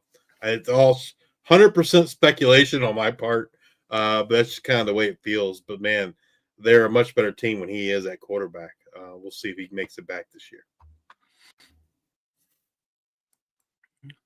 All right, and then a fun one later on. FAU versus Rice. Obviously, two teams that have drastically different styles. FAU wins this one 27-21. Shocker, FAU wins in the passing department. Rice wins in the rushing department. FAU passed for 290 yards compared to Rice's 137. Rice ran for 213 versus FAU's 103. FAU is on the road. They turn the ball over 2 times, but an INT results in a Rice 11-yard drive and a punt, and then a fumble happened at the end of the first half, and then it was halftime. So the 2 turnovers really didn't haunt them on the road, which you think might. FAU's up 17-7 at the half. The third quarter, we only saw 3 total possessions, but we saw both teams score a touchdown in that quarter. It's going into the fourth, 24-14 in favor of FAU. Rice is driving in the fourth quarter. They have a crucial holding penalty on a 3rd and 6. They end up having to punt to FAU, and they eat up over 6 minutes, highlighted by a 4th and 1 conversion at their own 49-yard line. And, of course, it is a 41-yard pass to Michael Kirch. They end up going down to the Rice 10. The drive ends with an FAU field goal. They go up 13 with 6:03 left. Rice scores a touchdown to cut the lead to 6 with 3:17 left. And on 3rd and 8, Veldkamp scampers for 10 to get the first down. They milk some more clock. Another 3rd down. Veldkamp runs for another first down. They end the game. FAU wins 27-21. Moving over contrasting styles. yes, absolutely different styles. Moving over to our next game, Tulsa versus Memphis, an American Conference clash. This one not close. Memphis wins 45-7. Memphis about doubled up Tulsa in time of possessions. It was 39 minutes to 20 minutes, and yards 457 to 246. Memphis ran the ball 48 times for 191 yards. Not saying it would have changed much, but if anything, there was a missed field goal by Tulsa that could have made it 7-3 in favor of Memphis. But Memphis takes the ball down. They score, so you get a 10-point swing there. Memphis is up 14-0. Tulsa responds with a touchdown of their own. And then Memphis and Tulsa trade interceptions. And then Memphis throws an interception, and then Tulsa just gives it right back to them. Memphis scores a touchdown. Tulsa an INT, then a Memphis touchdown, 28-7 at the half. No looking back. Like I said, 45-7. So The one thing that I guess kind of surprised me is that, like, Kirk Francis was back. He returned. He did not have a good game. I was surprised we didn't see Baylor Hayes make it into the game. yeah, I mean, that kind of maybe trying to preserve a red shirt, maybe. I don't know. I thought Baylor played well, in Kirk's absence. I was a little bit shocked that, given how Kirk performed, that we didn't see Baylor in the game. But all right, I gotta find the somebody had posted something in the chat at the very beginning talking about Carter Jones, the Nevada quarterback. This game was ugly in the first half. This game was ugly in the first half. Like, I don't know. Like, this was one of the few games on by the time I got home from the Old Dominion games. I turned it on, and it was hard to watch. It was an ugly game. But then in the second half, Carter Jones came in at quarterback for Nevada, kind of gave them some juice, man. And it sounds like he's going to be their quarterback moving forward. So we'll see. I mean, Nevada's had a rough season to date. Yeah, if JF is still watching and made it to the Nevada Fresno, yeah, he looked good. And I guess here's what happened. Fresno State, they had a 20-point second quarter. They win 20-17. They were 3 and 13. They were 3 for 13 on third downs. Wasn't good. Nevada had 4 turnovers in the game, 3 in the second quarter that Fresno got 17 points out of. And then they come out in the second half and turn things over to the freshman quarterback, Carter Jones. In this one, the third quarter, in the third quarter, Fresno State had -1 yards. In the fourth quarter, they had -13 yards before they had a 15-play, 68-yard drive that ended the game. Like, they were it was like a tale of two halves. Yeah. It was like they've kind of played to not lose the game. Had Nevada not had those 4 turnovers or made the switch earlier or whatever, Nevada probably wins this game. Fresno State, they continue to move up the consensus. I'm still a little bit hesitant. The defense plays well, but they had a couple. Is not consistent. Yeah. This was an ugly game to watch. Ugly game to watch. It was. They had 14 yards in the second half before the last drive of the game. Like, gross. It was an ugly game from both sides. Like, Carter Jones was the one bright spot. I felt like, true freshman, get out there and get some run, and said looks like he'll be their quarterback moving forward, and it'll be interesting to kind of see what if Nevada can if that helps springboard Nevada to some wins in the Mountain West in the second half of the season. But we'll see. That's it. We made it through week 6. Coming up to week 7, man. Week 6. Yeah, week 6 is officially in the books because the G5 Hive has deemed it. We don't move on to week 7 until the G5 Hive says we can move on to week 7. So here we are. Justice, just so you know, I do not have the Pac-12 spreads up right now. So if you want to help me out there, sure. We will move on to our week 7 Pac-12 games. We've got Washington State at number 5, Ole Miss at 12:45 p.m. Eastern. It is Ole Miss favored by 32.5, and you were right. Ole Miss is number 4. They moved up to number 4 this week. Spread is Ole Miss favored by 32.5 with an over/under of 58.5. It's going to be ugly. Washington State has not looked good. Ole Miss, Trinidad Chambliss, man, like, what a story! If you haven't heard, he came from Division II. The starter, Austin Simmons, gets hurt 3 games ago at this point, I guess. Trinidad Chambliss comes in, and he has just played amazing. Like, I don't know, just an awesome story. Like, and it's the kind of story that if he continues to play the way he's playing, like, and Ole Miss continues to win, like, the guy's going to get some serious consideration for Heisman, because there really isn't any, in my opinion, like anyone else kind of like really standing out, right? And so you got this kid from D2 coming to the SEC, tearing it up, and yeah, he could get some serious consideration, I think, for the Heisman potentially, just based on his story alone and his play. But yeah, kind of crazy. Yeah, I think it's going to be ugly.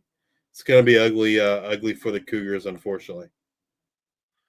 All right, then we got Wake Forest at Oregon State, 3:30 p.m. Eastern. I'm assuming Wake Forest favored in this one. Yes, Wake Forest is only favored by 2.5, though. Spread of 2.5, with an over/under of 51.5. That spread seems weird, right?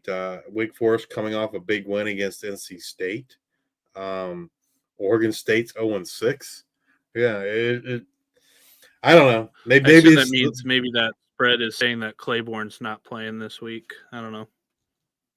Yeah, could be. It seems weird because you would think Wake Forest would be favored by a little bit more. Yeah, I mean, maybe Oregon State will get the win this week. I don't know. They were so close against Houston two weeks ago. Like I said, they should have won that game, and they gave it away there at the end. I don't know. I don't really know what to make of Wake Forest. Like, I don't think they're a good team, but then they go and beat NC State. Robbie Henderson's not a good quarterback. I don't know. Maybe this is the week Oregon State can get off the schneid and get their first win of the season. That's one thing we haven't done yet this year. We normally talk about the teams that are, well, there is no undefeated. I don't believe there's no undefeated G5. Oregon State might be the only winless team. Sam Houston won a game yet? No. So there you go. We'll have to start tracking that next week. Something we normally do. We haven't done it to this point yet, but we'll start doing it next week. All right. Those are the two Pac-12 games, and they're the only two G5 versus P4 games this week as well. All right, let's move on over to our Conference USA talk. We've got Wednesday games: Missouri State at Middle Tennessee, 7:30 p.m. Eastern. In this one, Missouri State favored by 2.5. Over/under set at 51.5. I think we get Jacob Clark back in this one. I think I'm going to lay the points with Missouri State. What I do like from Middle Tennessee is Jaquil Middlebrook and his usage, especially the last couple of weeks. I'm excited to see how he performs in this game. I think if Middle Tennessee wins this one, it's because of Middlebrook's play. But yeah, if Missouri State is favored by 2.5 on the road, I'm thinking Clark's playing. Yeah, I would agree with you. I think Missouri State wins this game. But you talk about Middlebrook, Najee Cox, is balled out to a receiver for Middle Tennessee. But I agree with you. I think the spread would seem to indicate that Jacob Clark is going to play, and I would expect Missouri State to beat Middle Tennessee. Another coach, Derek Mason, firmly on the hot seat. Don't know that he's going to get another year. He's only in year 2 there, but man, like, it's been a rough 1.5 seasons. I don't think he's going to make it to a third. Well, you want to talk about a rough season? Liberty at UTEP, 8 p.m. Eastern. Liberty actually favored in this one by 1.5. I'm assuming that's because Ethan Vasco set to play in this one. Yeah, I like UTEP. I'm going to take UTEP in the points. Over under set at 47.5. I don't think I think I'd probably, I don't know. I think I'm going to mess with the over under. I take UTEP in the points. The Liberty offensive line is not good. The Liberty defensive line is not good. And when you're bad in the trenches, that's not good news. I mean, they played JMU tough in that first half with Ethan Vasco, but like it was clear like their defensive line is just not good. We saw it. I mean, really the only reason the score was as close as it was against Old Dominion was the weather and Old Dominion turnovers. So many fumbles in that one. Yeah, I mean the weather. It was a torrential downpour in that game. But yeah, I mean, yeah, give me UTEP at the points. I don't think there's much else to talk about. Bad line play from Liberty is going to equal a win for the UTEP Miners. All right, let's move over to Thursday Conference USA games. This one will be interesting. I'm really curious to watch this game, Louisiana Tech at Kennesaw State, 7 p.m. Eastern. Kennesaw State, I think, has found their quarterback of the future in Odom, and Louisiana Tech loses a huge piece in their defense. Linebacker Colby Fields a couple of weeks ago, he's out for the year. He's, like I said, huge, impactful player to this defense. What does his loss mean? Louisiana Tech favored on the road by 7.5, over under set at 45.5. So that means the Lions have this Louisiana Tech defense still playing well, but I'm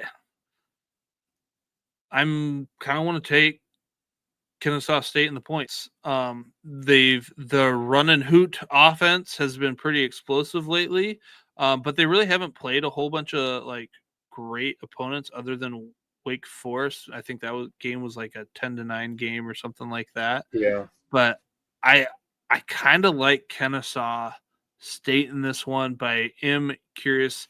Like I said, what I want to see is how does this offense play against a good defense?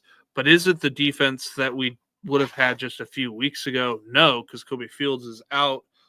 But what does that defense look like? So there's a lot of questions. I think I'll still have a lot of questions after the game, but I'll maybe get a better feel for it. And it looks like Odom might be questionable for this game.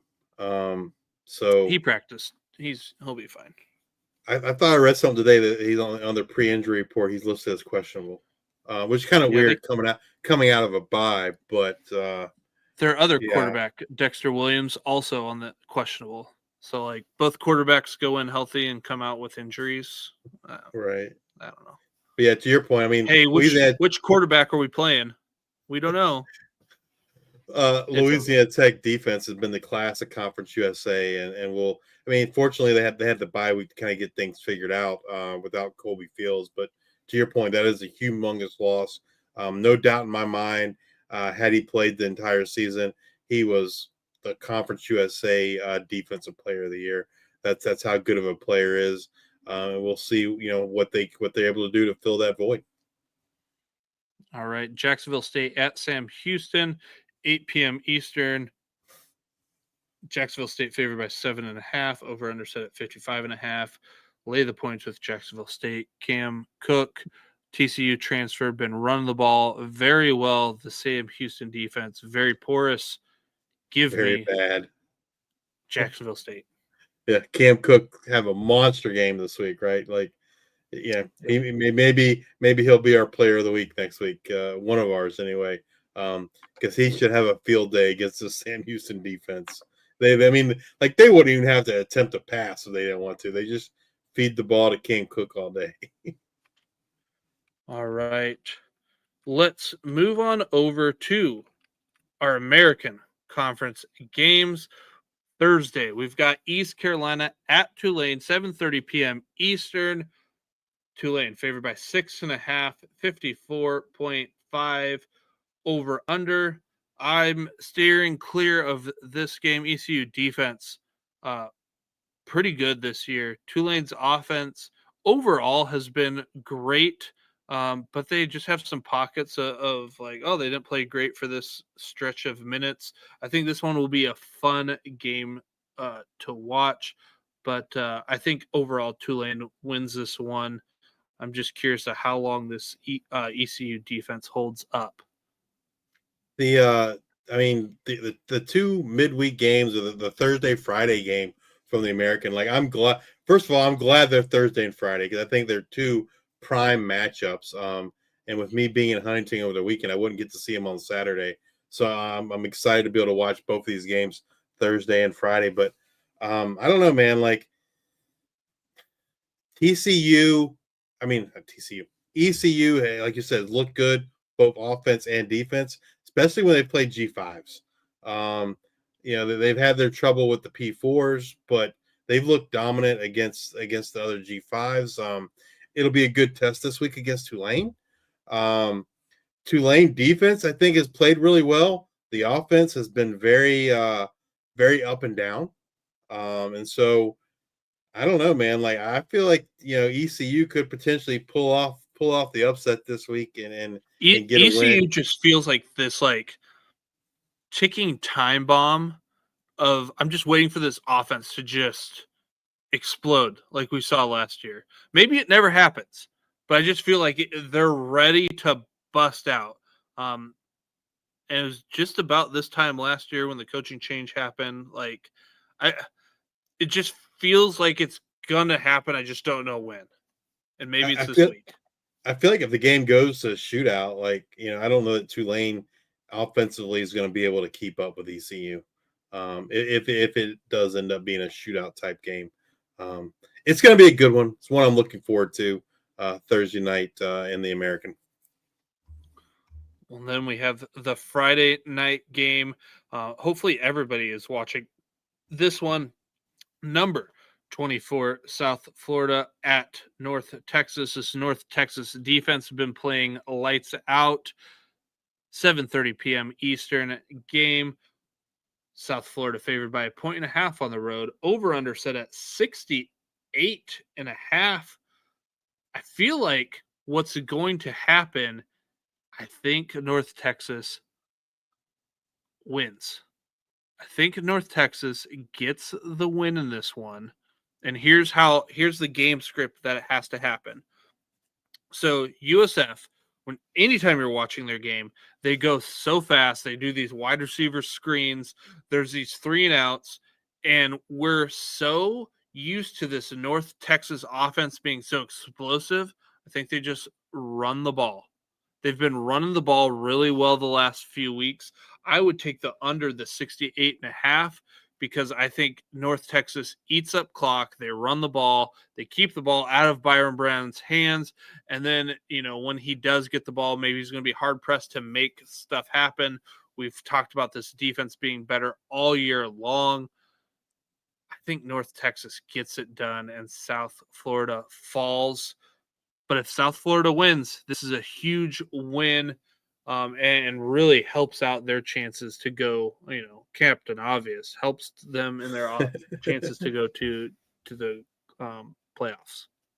This is a game where, I think from a talent perspective, if you say there's no turnovers, I think South Florida wins.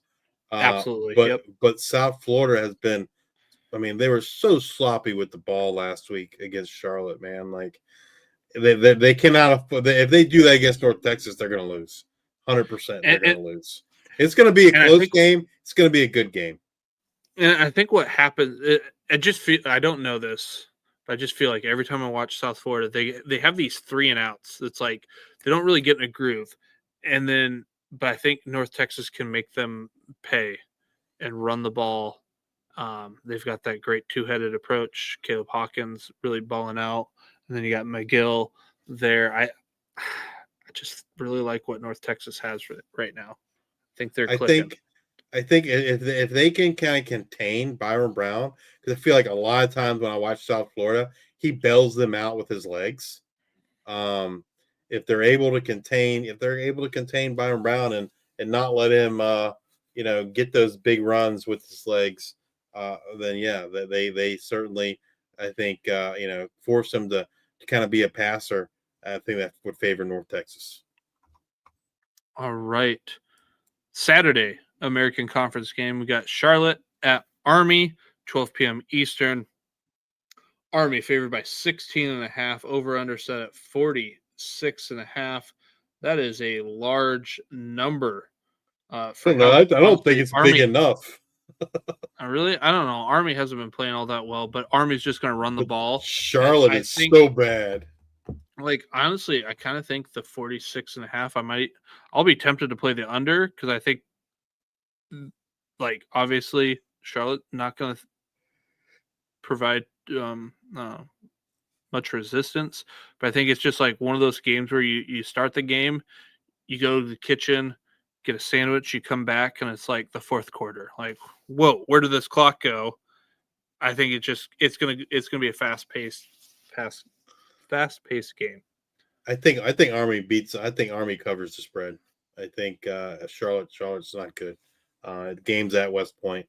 If I think I would agree with you. If I had to bet the over under, I would probably take the under. But I feel better about Army covering than I do about the over under. Justice says lay him with Army. Navy at Temple, 4 p.m. Eastern.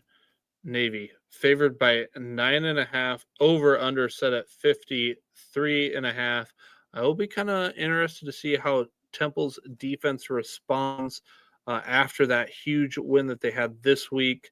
Navy with a huge win. I expect them to continue to be explosive on offense. I think Navy wins this one.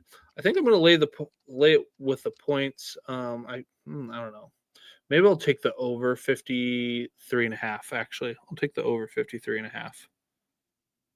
It wouldn't shock me if Temple wins the game, right? They played solid defense. Yep. I think this will be a good test for Temple. They didn't pass previous tests when they had opportunities to play a really good team. I mean, they beat UTSA, but I don't think that UTSA defense has been much, and the offenses, other than Robert Henry, has been kind of disappointing. And so, I don't know. I think this should be a good test for Temple to kind of see where they are. All right, we've got UAB at FAU, 6 p.m. Eastern. FAU favored by 5.5 points. Over under set at 69.5. That seems like a large number. FAU, I mean, they pass a lot, but they don't score a whole bunch. So this,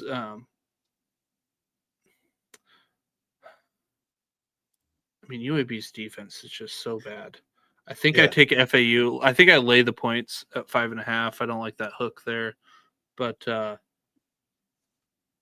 wouldn't be surprised if UAB over under again. 69.5. Just seems like a large number. It does seem like a lot, but man, like neither team's good on defense. Yeah. I don't know. I don't know. I'll just stay clear. I'll steer clear of it, but maybe there's some player props there with overs for Kitna or Veltkamp or something. Tune into our man Eric Froton. He's the college football player prop master. I'm at a place where we can't bet player props. But if you are able to, like, definitely tune into Froton. He's every Saturday morning he goes live on X on Spaces and provides lots of good information on player props. If you like money, follow Eric Froton. All right. Rice at UTSA for the last game for the American Conference, 7:30 p.m. Eastern. UTSA favored by 11.5. Over under set at 49.5. Give me the over on points. Think so? I think so. I mean, Rice. I think they can. I think that they can score points, and I know UTSA can score points. UTSA's defense hasn't been like spectacular by any means, and I think Rice can move the ball. I think over 49. I feel pretty good. Your average college football score is 55, so it's slightly below, and I think Rice can score enough. And obviously, we know what UTSA can do, so I would take the over. My gut says the under. I don't know. Like the only thing. Fight? You think a rock fight's happening? Yeah, I do actually. It's kind of what I feel like, but Robert Henry running the ball, and then obviously with that Rice offense, that's what they're going to do: run the ball. They're not going to pass in that triple option. Really, Quentin Jackson's a dynamic playmaker for them, but yeah, I don't know. I feel like it's I feel like it's a rock fight coming on. The Rice defense will be tuned in to stop Robert Henry.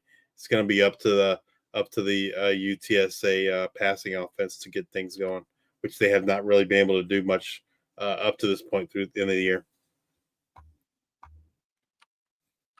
All right. Well, let's move over to the Sun Belt Conference games.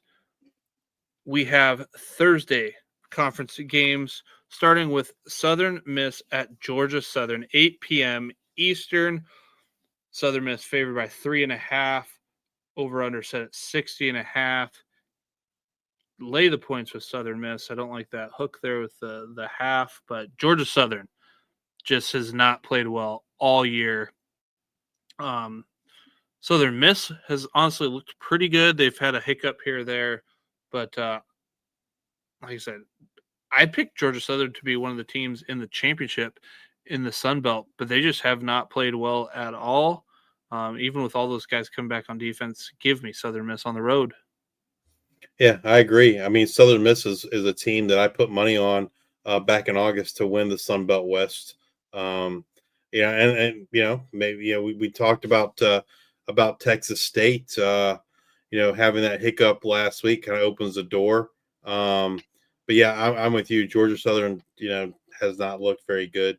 I think Southern Miss gets the win, and in Statesboro with the lay the points and give me Southern Miss. And Corey here, or Kerry, says he thinks that Huff's going to get his revenge after that horrible loss that they took there when he was at Marshall. Yeah. Samuel Wilkerson, hey, how's it going? Love to have you. Kerry talks about the Helton, man. Like, I don't know, like Helton's seats should have been warm. I feel like Helton's always felt like the guy that gets you 7 or 8 wins a year, but he never kind of gets you over the hump. And then this year, maybe he doesn't even get to that point. And so he's another one that, maybe the Eagles will be looking for a new coach at the end of the year. But we'll see. All right. And then we've got a slew of Saturday Sun Belt games, starting with Louisiana at James Madison, 12 p.m. Eastern. This one, JMU favored by 17.5 points, over under set at 47.5. I'm just going to stick I don't know what JMU team I'm getting. I'm just going to steer clear of this game altogether. Yeah, Louisiana surprisingly, they offensively they're getting some things done, especially on the ground, which is super surprising, given all the injuries to that offensive line. We talked about 2 weeks ago. I think they lost 4 of their top 5 offensive tackles, already, and some I'm little surprised that the running game has been working so well for the Raging Cajuns. I don't know, this is probably a game where JMU kind of bounces back after looking so rough a week ago. Now maybe not. Maybe they're looking forward to the Week 8 game against Old Dominion, and they overlooked this Raging Cajuns team.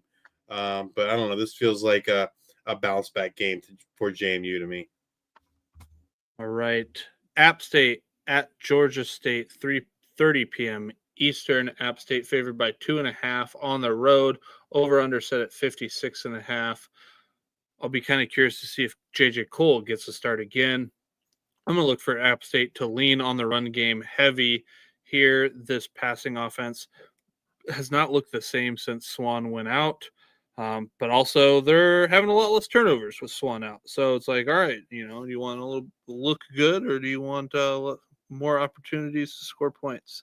I think I'm going to lay the points with App State, but this feels like definitely a game Georgia State can get at home, especially with how that team played against James Madison. I just like the App State defense to shut down Georgia State. Give me App State. Yeah, I agree with you. I think App State lay the points, the 2.5 points. Del McGee, like he seems to be getting it done from a recruiting standpoint and bringing players in, but he's not getting it done from a win-loss standpoint. And you gotta, I mean, I don't know. It seems crazy to talk about him not, making it to year 3. Feel like coaches need more than 2 years, but like you kind of like I feel like some of their fans are getting restless. I saw a poll today that had that he was one of the choices in terms of the hot seat in the G5. I don't know how much it would seem I'm not slightly ready. premature. I'm not ready. I think it was just like, I mean, last year they weren't good. It's just they happened to beat Vanderbilt, who Vanderbilt turned out to be really good. Like that's the only thing that really is different. It's like they just didn't have that Vanderbilt win this year. So I think he gets 3 years, and we'll see what next year looks like. Yeah, and like to your point, like to me, it's the offense. It's the last year really was the offensive line problem. Christian Veillere was okay if he had time. He just never had enough time. And then this year, the offense again does not look good. Combination, I think, of the offensive line and the quarterbacks. But yeah, App State. I think App State wins this game fairly easily.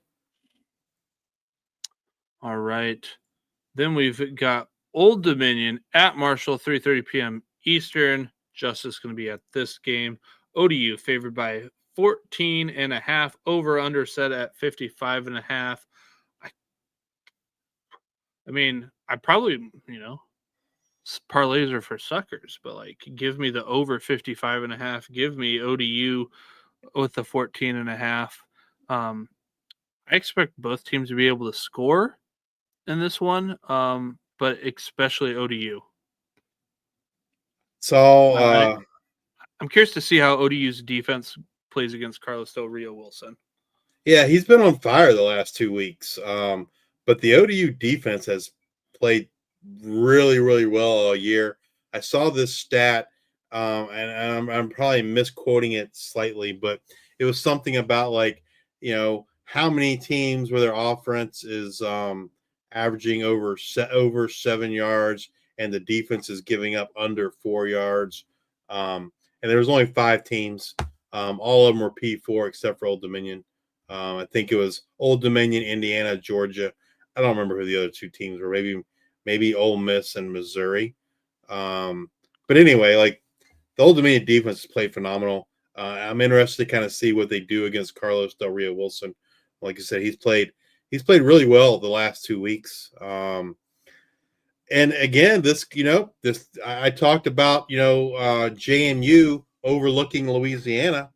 Looking forward to that Week 8 matchup against Old Dominion. Maybe it's Old Dominion. Looks past Marshall. Marshall hasn't been great this year, and Marshall's had ODU's number at least during Ricky Ronnie's tenure. And so, I mean, hopefully that's enough juice to get the Old Dominion guys motivated to try and get this win against Marshall, and hopefully they're not looking past it to that matchup in Week 8 with JMU. I'm looking forward to the game. Like I said, never been to Huntington. All the history they have there. So yeah, if I had to bet, I'm taking ODU and laying the points. But I don't know. I try not to bet on the teams I like just because emotions get in the way of doing smart things. I mean, when I just look at it, like, what are the chances ODU scores 35 points in this game? Or more. Pretty good. Pretty good. That's pretty good. Yeah, absolutely. Like if I say 35, if I'm like, okay, do they score more than 42? I'm like, okay, we're probably right in that 40 range. Okay. Yep. You just gave me the stat of, ODU hasn't had a shutout since 2017 or whatever it was. Yeah. So, okay, Marshall's gonna, let's just say score 7, score 10. Like, okay, I'm sitting at 50, like 55.5 is, give me, defensive touchdown, something happens, give me the over. Parlays are for suckers. Call me a sucker. All right. I feel better about the spread than I do the over-under. UL Monroe at Coastal. What Coastal team do we get? Probably not a good one. 7 p.m. Eastern. UL Monroe favored by 2.5. Over under set at 43.5. Give me ULM and the points. Laying them with that. McReynolds probably has a pretty good game in this one. Trujillo. I don't know. We got butchered about it in our Worker Bee series. We'll get butchered about it here. But give me ULM in this one. And ULM maybe it makes another appearance in our top 25 next week. Yeah, Coastal is a really bad team. Tim Beck, we talked about it preseason. Like he's someone definitely on the hot seat. I don't see him making it past this year. But you look at the concession thing, right? And I think that Yeah. Coastal giving away free concessions, like I think they knew they knew they were going to need some way to attract fans. And that gimmick's not going to work for another season. I think they're going to end up firing Beck at the end of the year. I think Coastal fans, I think, will rejoice. He's very tight-lipped about the program and access to the program, and that stuff works great when you're winning. When you're losing, that's not such a great look. So, I don't expect to see Tim Beck back on the teal turf in 2026. All right. Troy at Texas State at 8 p.m. Eastern. Texas State favored by 9.5. Over under set at 54.5. Texas State wins this one. I'm staying away from a betting perspective because Texas State just hasn't had hasn't been doing as great offensively as I kind of thought they might be. Troy's defense has been stingy enough. I'm just going to probably stay clear of this one, but I do think Texas State wins this one. I mean, this is a big game in terms of the Sun Belt West, right? The loser is probably eliminated. Well, maybe not eliminated is the right word because Troy is Troy is 1-0 and Texas State's 0-1 in the Sun Belt, but it feels like the winner of this game, along with Southern Miss, kind of would have to be the two favorites as we move forward in the Sun Belt West. I think Texas State's the better team overall. They laid an egg big time this past week against Arkansas State. Hopefully they can get out of their funk and beat Troy. But to your point, Luke, the Troy defense plays well. The big question mark with them is offense. Unfortunately, I don't think they're going to be able to keep up with Texas State, and so I'd take Texas State and lay the points. I'd probably avoid the over/under just because I don't know that it's going to be a super high scoring affair by Troy. I don't know that Texas State's not going to score enough to get there by themselves. All right. Let's head on over to our Mountain West Conference games. We've got some Friday game. We have one game. Fresno State at Colorado State, 9 p.m. Eastern. Fresno State favored by 6.5. Over under set at 46.5. Lay the points with Fresno. Colorado State just has not been good.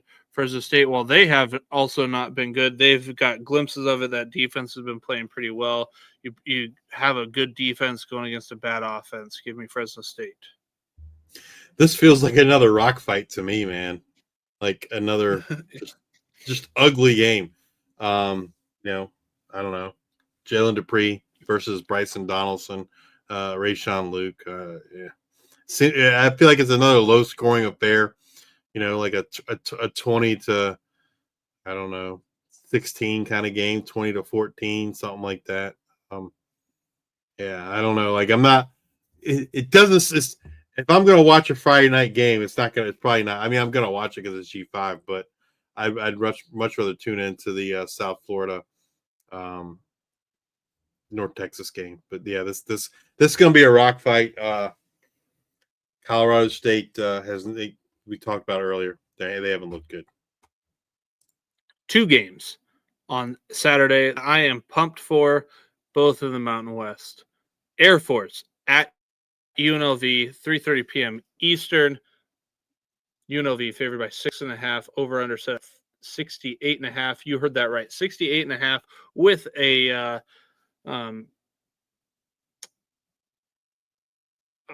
why am I blanking? I keep thinking of armed forces. It's not armed forces. With a military team, service academy. In this one, UNLV's defense just hasn't been good overall. Yeah. Air Force has been super explosive. Air Force's defense hasn't been good at all. UNLV has Calandria who can throw the ball. Like Jet Thomas. I don't want to say I would not bet this. So I would, if I'm going to bet on something, I'm going to lay the points with UNLV. UNLV's at home, but I will not be surprised if this goes over 68.5 points. Like, it just seems like this could be an offensive explosion. What it's going to come down to is can Sarka throw the ball well in this one? Calandria, I think, is going to make some mistakes. Here and there, can Air Force get an interception or two? But I think it could be a really high scoring game. But give me UNLV laying the points. Yeah, it feels like a game where both teams are in the 30s. Brett's asking about, does Jet Thomas have a good game? Absolutely. Hopefully UNLV will feed them. I mean, we've seen you can run all over this Air Force defense. I've said it every single week. Jet Thomas is by far the most talented player on offense for UNLV. They need to get the ball in his hands. Good things happen. And I do look for him to have a big week this week against the Air Force Falcons. Give me UNLV and lay the points. San Jose State at Wyoming, 7 p.m. Eastern. San Jose State favored by 2.5 points, over under set at 49.5. I get that it's at Wyoming. A lot of weird things happen at Wyoming. Give me San Jose State and the points.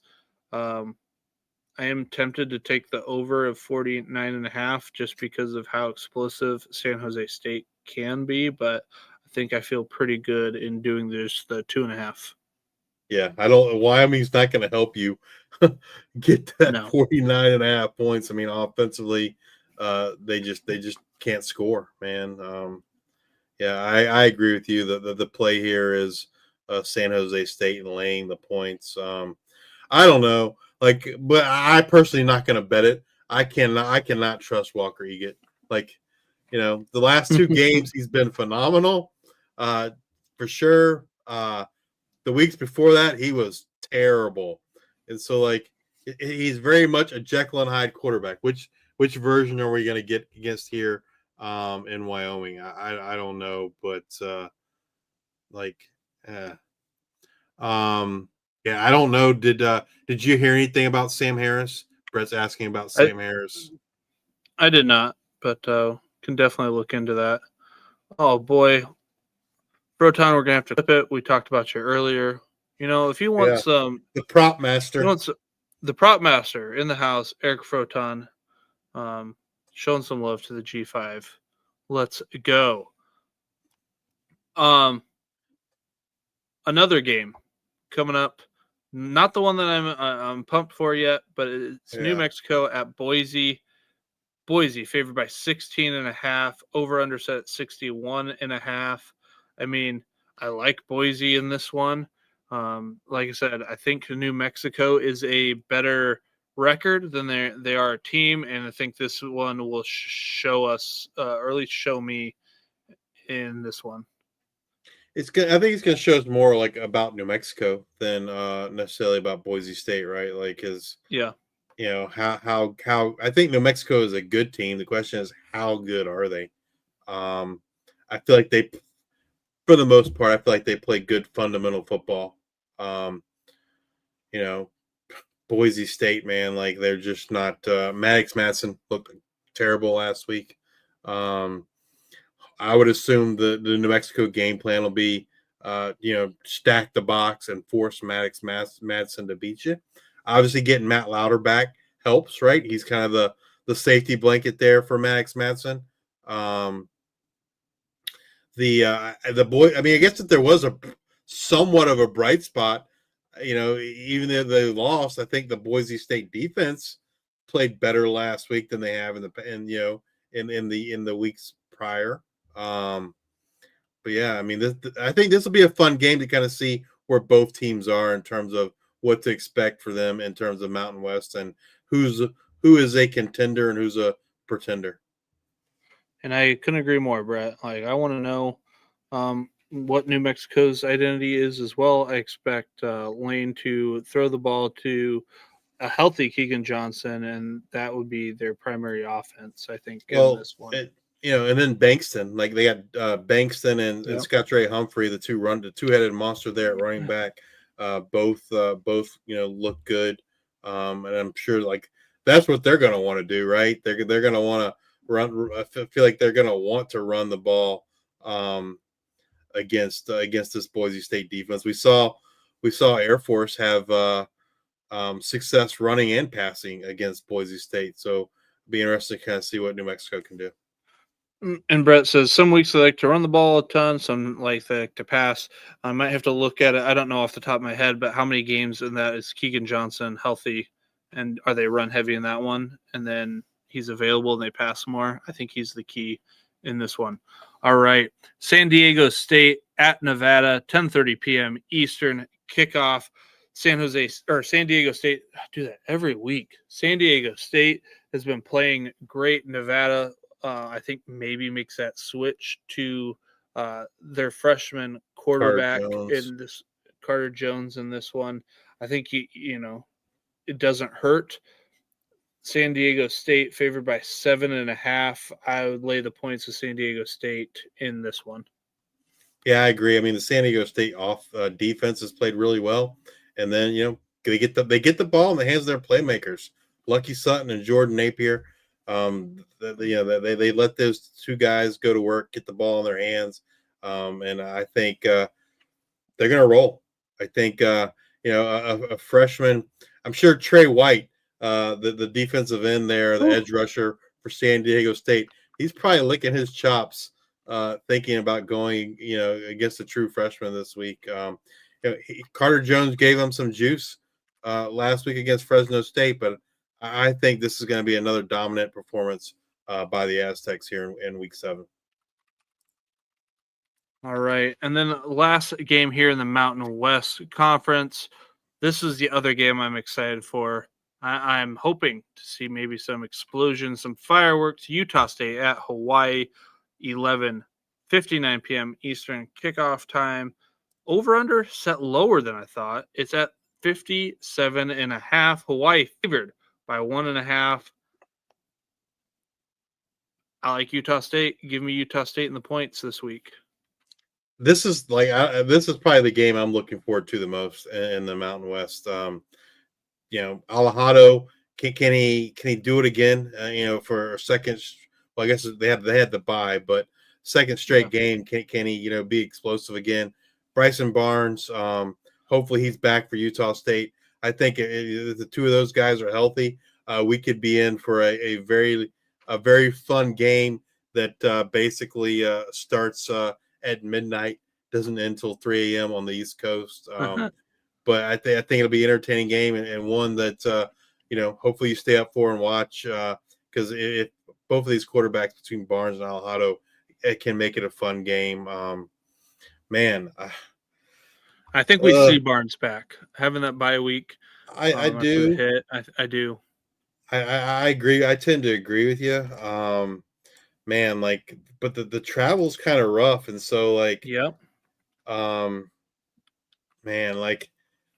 don't know. From a betting perspective, I don't think I touch this game. I mean, I guess if I was going to bet something, I'm probably going to bet the over. Okay, that's fine. I think it could be, especially Alejado and Barnes are healthy. It could definitely be a shootout type game. I'm almost thinking, just like Hawaii Air Force, Alejado Sarka. Maybe we get a Barnes Alejado. I think we get a big game here. All right. Let's move over to some Saturday MACtion. We got no midweek MACtion yet. That starts in November next month. The midweek games are all Conference USA for the most part for the month of October. But we got some Saturday MACtion. First up, we got Miami at Akron, 12 p.m. Eastern. Miami is favored by 11.5 with an over-under of 46.5. DeQuan Finn kind of exploded in the second half last week. Akron got a surprise win, but I think Miami's going to roll in this game. I mean, Cam Perry, dynamic, explosive playmaker for Miami. Jordan Gant has played well for Akron, but I think this is going to be a game where they're going to have to play from behind, and I don't know that Ben Finley is going to be able to lead the Zips to the promised land, so to speak. I like DeQuan Finn, Cam Perry to have a big game, and for them to lay the points at 11.5, over under 46.5. I don't necessarily have a strong feeling one way or the other there, but I do think Miami, the Red Hawks, will roll behind DeQuan Finn and Cam Perry. All right, next up we got Toledo at Bowling Green, a noon Eastern start. Toledo is favored by 10.5, over under 49.5. From a betting perspective, this is an avoid for me because, again, kind of like Walker Eaget, Tucker Gleason, which Tucker Gleason are you going to get? The good Tucker Gleason or the bad Tucker Gleason? I feel like, 2 weeks ago, we talked so bad about Tucker Gleason and Walker Eaget, they must have heard us. And they said, hey, we're going to show out this week. Hopefully they keep it up because both of those teams have a lot of talent. And I think the quarterbacks, for lack of a better word, they're kind of the downfall for both of those teams when they lose. It's Tucker playing poorly or Walker Eaget playing poorly. If I'm Toledo, I'm feeding Chip Trainum as much as I can. The guy's a beast, but Eddie George has Bowling Green playing better, I think, than most expected. But I don't know. What you have any thoughts, Luke? Give me Toledo. Lay the points. Coming off a bye. Man, it's just putting any money involved in a game with Tucker Gleason. I personally can't do it, man. He's like Walker Eaget. He's too Jekyll and Hyde. All right, next up we got Northern Illinois at Eastern Michigan. Northern Illinois is favored by 1.5 with an over under of 48.5. I'm feeling Eastern Michigan in this game, man. It's a home game. Give me Eastern Michigan. Northern Illinois is so one-dimensional. Man, I don't know. This could be an ugly game, though. I mean, in terms of neither team. You don't have to watch it. Yeah, don't have to. Yeah, you can just. You're right. You can just say. Chris Creighton, though, he's another one. Got to be on the super hot seat, right? He's gone. If Eastern Michigan has found out that Max Crosby will still donate money without Creighton there, Creighton's gone. If he's there, we know Creighton's got a lot of pull with Max Crosby. Well, yeah. I mean, I don't think that would change what Max will do for the university. And Northern Illinois, they've got to figure out some semblance of a passing game where it's going to be an ugly year for them too.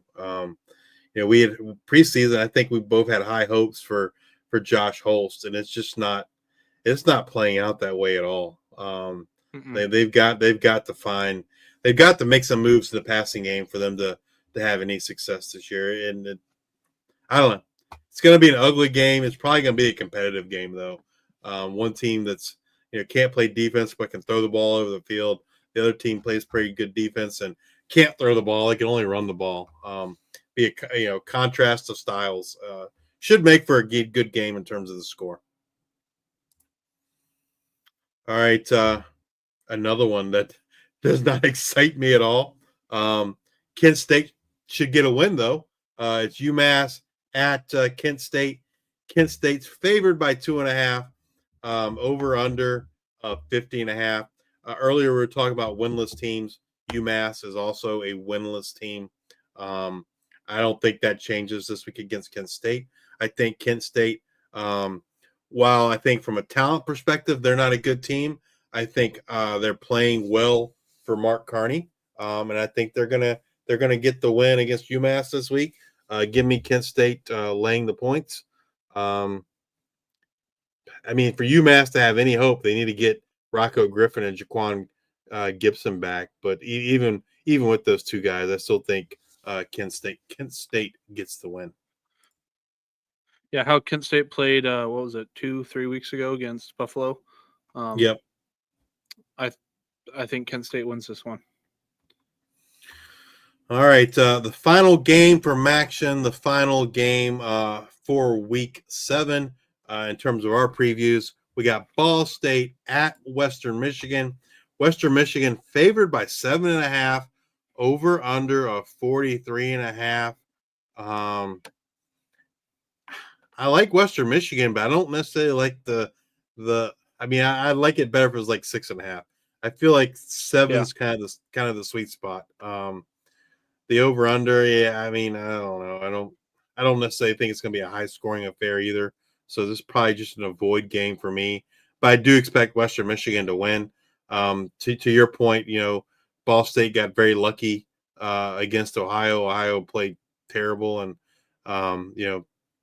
Ohio State, Ball State took advantage of that. But I think, I think you said it best earlier, Luke. Western Michigan hasn't looked. Who have they played? But they beat the teams in front of them, and I think this is going to be another situation this week. It's going to be the Brock Lowry show there in Kalamazoo, and he's going to lead the Broncos to victory. I agree. If I'm going to bet something, I think I'm going to lay the points with Western Michigan. I don't like that it's at 7.5. I don't have a stat on me, but I feel like Western Michigan has covered the spread in every game this year. So I'm just going to keep following it till it don't work. If it ain't broke, don't fix it. Give me 7.5. All right. Well, that's give me 7.5, but late with the 7.5. Right. That's going to do it for our Week 7 preview. Next up is our. We didn't do it last week with me being absent and kind of out of pocket in terms of my availability to pull data and kind of get some things done. But it's back this week, man. The 2020 players for following Week 6. You ready to go, Luke? Let's do it. So we've got quarterbacks. We've got number 1, Caden Veldkamp, FAU. Nick Minicucci coming in at number 2 at Delaware. Maverick McIver, Western Kentucky at 3. Walker Eget, big jump to number 4, San Jose State. Jalen Kitna, UAB at 5. Michael Alhado, Hawaii at 6. Joe Fagano, quarterback at UConn, coming in at 7. Caden Hauser, ECU at number 8. Logan Fife, New Mexico State, number 9. Braylon Braxton, Southern Miss, number 10. Malik Murphy comes in at number 11 for Oregon State. Maddox Madsen at 12 for Boise State. And Jalen Rayner coming in at number 13 for Arkansas State. For those tuning in for the first time, these are 2020 players. Not saying these are the best quarterbacks in the G5. We're just saying of the quarterbacks who have the most pass attempts and the most yardage, like you can throw the ball 50 times a game, but if you only, throw for 200 yards, then, you're not really making that huge of an impact. What are you doing with those attempts? These are in the top 20 in both of these. Caden Veldkamp, by far throwing the most a game at 44 times per game. We've got 3 quarterbacks on this list. Caden Hauser, Jalen Kitna, and Walker Eget, who are throwing for the over 300 yards. Hauser 302.2, Kitna 303, and Walker Eget 303.6. Of this group, Maverick McIver leading the charge with touchdowns with 12, followed by Joe Fagano and Braylon Braxton with 11 each. Of these guys, Braylon Braxton has the most rushing attempts with 9.8 in a game, followed by Jalen Rayner at 9.3, and then followed by Micah Alejado 6 points. Oh, sorry. I missed Nick Minicucci. Nick Minicucci at 8.4, then Micah Alejado at 6.75 a game.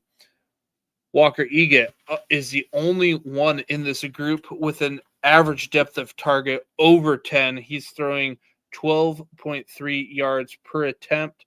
The thing that I did notice and I baked into these numbers was the average time to throw. So Caden Hauser is having the least amount of time to throw, and it's not particularly close. He gets 2.09 seconds to throw the ball, while the next closest is Malik Murphy at it's Michael Alejado at 2.49. No, let's see. Maverick Guyver 2.34. So like he's just doing a lot with, like I said, he's throwing for over 300 yards per game. He doesn't have a lot of time to do it. He has 11 big time throws, only 9 turnover worthy throws. Of this group, Jalen Rayner has the most turnover worthy plays with 13. Veltkamp has 12. And then Maverick MacGyver, Joe Fagano have the least amount of turnover worthy throws. And in no surprise with how much his ADOT is, Walker Egat with 15 big time throws, Maverick MacGyver with 14. Moving over to just one real quick. Brett's asking about Bryson Barnes. So I was trying to look that up. Bryson Barnes comes for yards. He's 28th in the G5 in yards per game, and he's 40th in attempts per game, pass attempts. So, he's got to, in order to get on this list the way it stands currently, he's going to have to pass the ball a lot more to get in that top 20. He's close yards, but he's not super close in terms of attempts. All right. Running backs. Now, these are the top 20 in total touches, so this takes into account receiving work as well, and then total yards. Top 20 for both of these will land you on this list. Robert Henry Jr., UTSA at number 1. Cam Cook, Jacksonville State at number 2. Rashad Dominion, App State 3. Dante McMillan, Eastern Michigan at 4. Lincoln Perry, Texas State at 5. Cam Edwards, UConn at 6. Chip Trainum, Toledo at 7. Friend of the podcast, Al J. Henderson, Buffalo, comes in at number 8. Wayne Knight, James Madison at number 9. Shaquille Middlebrook, Middle Tennessee at 10. Kewan Owens, FIU at 11. Dominic Richardson, Tulsa at 12. Lucky Sutton, San Diego State at number 13. Kentrell Bullock, South Alabama at 14. And rounding us out, number 15 from Delaware, Joe Silver. Some stats that I want to pull from these groups. We've got 1, 2, 3, 4 guys in this group that are averaging more than 20 touches per game. That's Cam Cook, Rashad Dominion, Al J. Henderson, and Dominic Richardson. Of this group, about everyone's averaging over 100 yards per game, minus Al J. He's at 96. Middlebrook, 97.2. Kewan Owens, 99.4. Lucky Sutton, 90.8. Kentrell Bullock, 91.2. And Joe Silver, 93.4. Everybody else is over 100. Cam Cook averaging 147.8 yards per game, while Robert Henry, despite that awful game last week against Temple, still averaging 154.2 yards. Unlike last year, I feel like we had a lot of backs who were doing a lot of damage out of the receiving in the receiving work. It's mainly everybody doing this on the ground. The leader in receiving receptions per game is Jaquil Middlebrook with 3.6, followed by Wayne Knight at 3.2. Everybody else is 2 or under. 7 touchdowns leads the way. Cam Edwards and Robert Henry have 7, while Chip Tranum has 6, and then a slew of guys there at 5. What really sticks out to me in terms of missed tackle forced last year, it was like Ginty and then everybody else. This year, it's Cam Cook. He has 42 missed tackles forced. Next closest is 31 with Rashad Dominion, and sneakily Dante McMillan with 31. Yards after contact per attempt, Robert Henry leads the way at 4.91, followed by Jaquil Middlebrook at 4.54, and then Dante McMillan at 4.3. Moving over to wide receivers. Much shorter list than weeks prior. We only have 9 here. Friend of the podcast, Danny Scudero, San Jose State, comes in at number 1. Skylar Bell, we talked glowingly about him. UConn, number 2. Easton Messer, FAU, number 3. Trent Walker, Oregon State, at 4. Chase Hendricks, Ohio, number 5. Bo Sparks, Texas State, at 6. Devin Vosen, number 7, friend of the podcast, South Alabama. Jordan Napier, San Diego State at 8, and Ted Hurst, Georgia State at number 9. Of this group, we have 4 who are averaging double-digit targets per game. Danny Scudero leading the way, or Easton Messer leading the way with 13.6, then Danny Scudero at 13.2, Skylar Bell at 11.2, and then Trent Walker at 10.2. Yards per game of this group, only one is averaging over 100 yards per game, and that's Danny Scudero, 134.8 yards per game.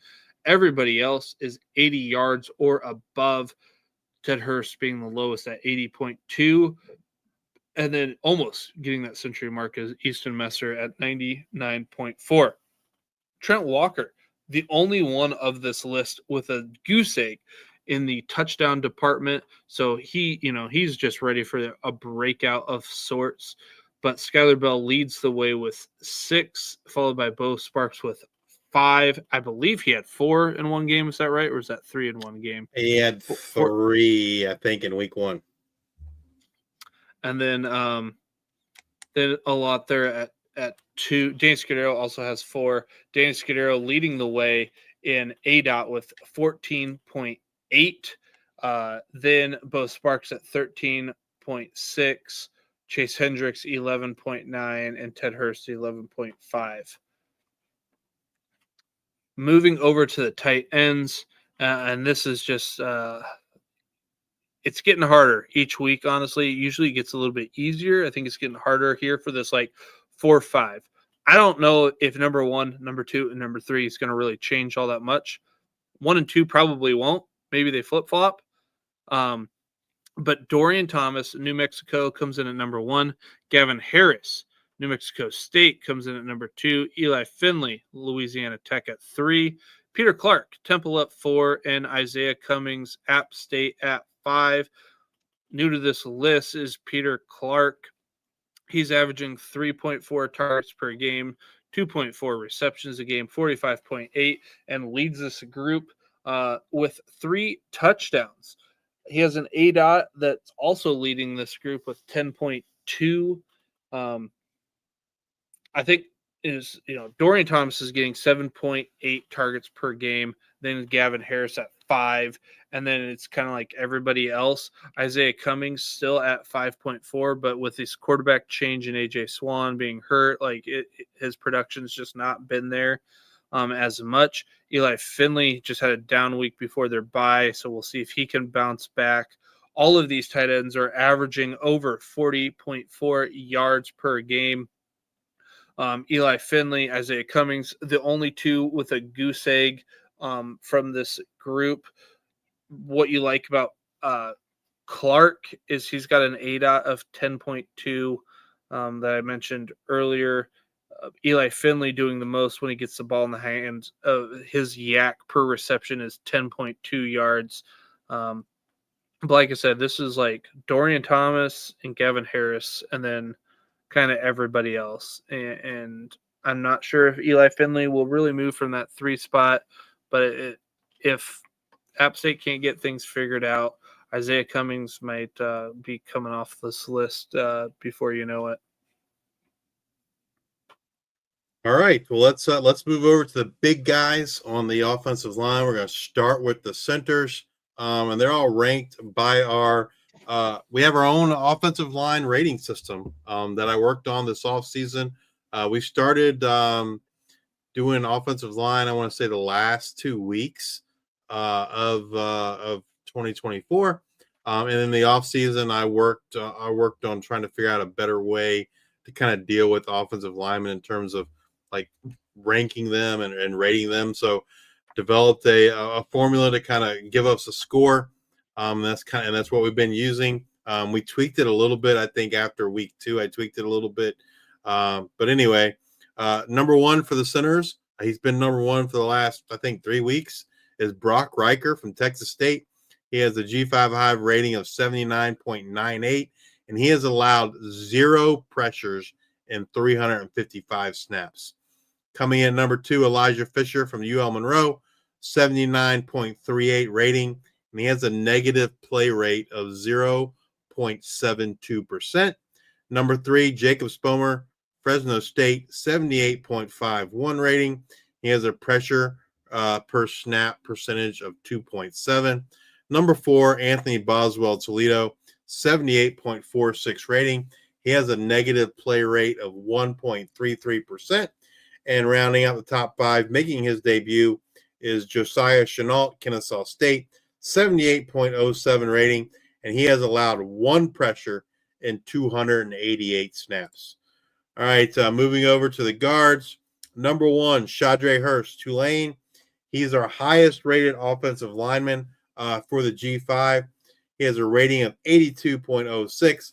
He has a negative play rate of 1.73%. Coming in at number 2, Jay Mickle, Louisiana Monroe. That's the second UL Monroe guy to make the list.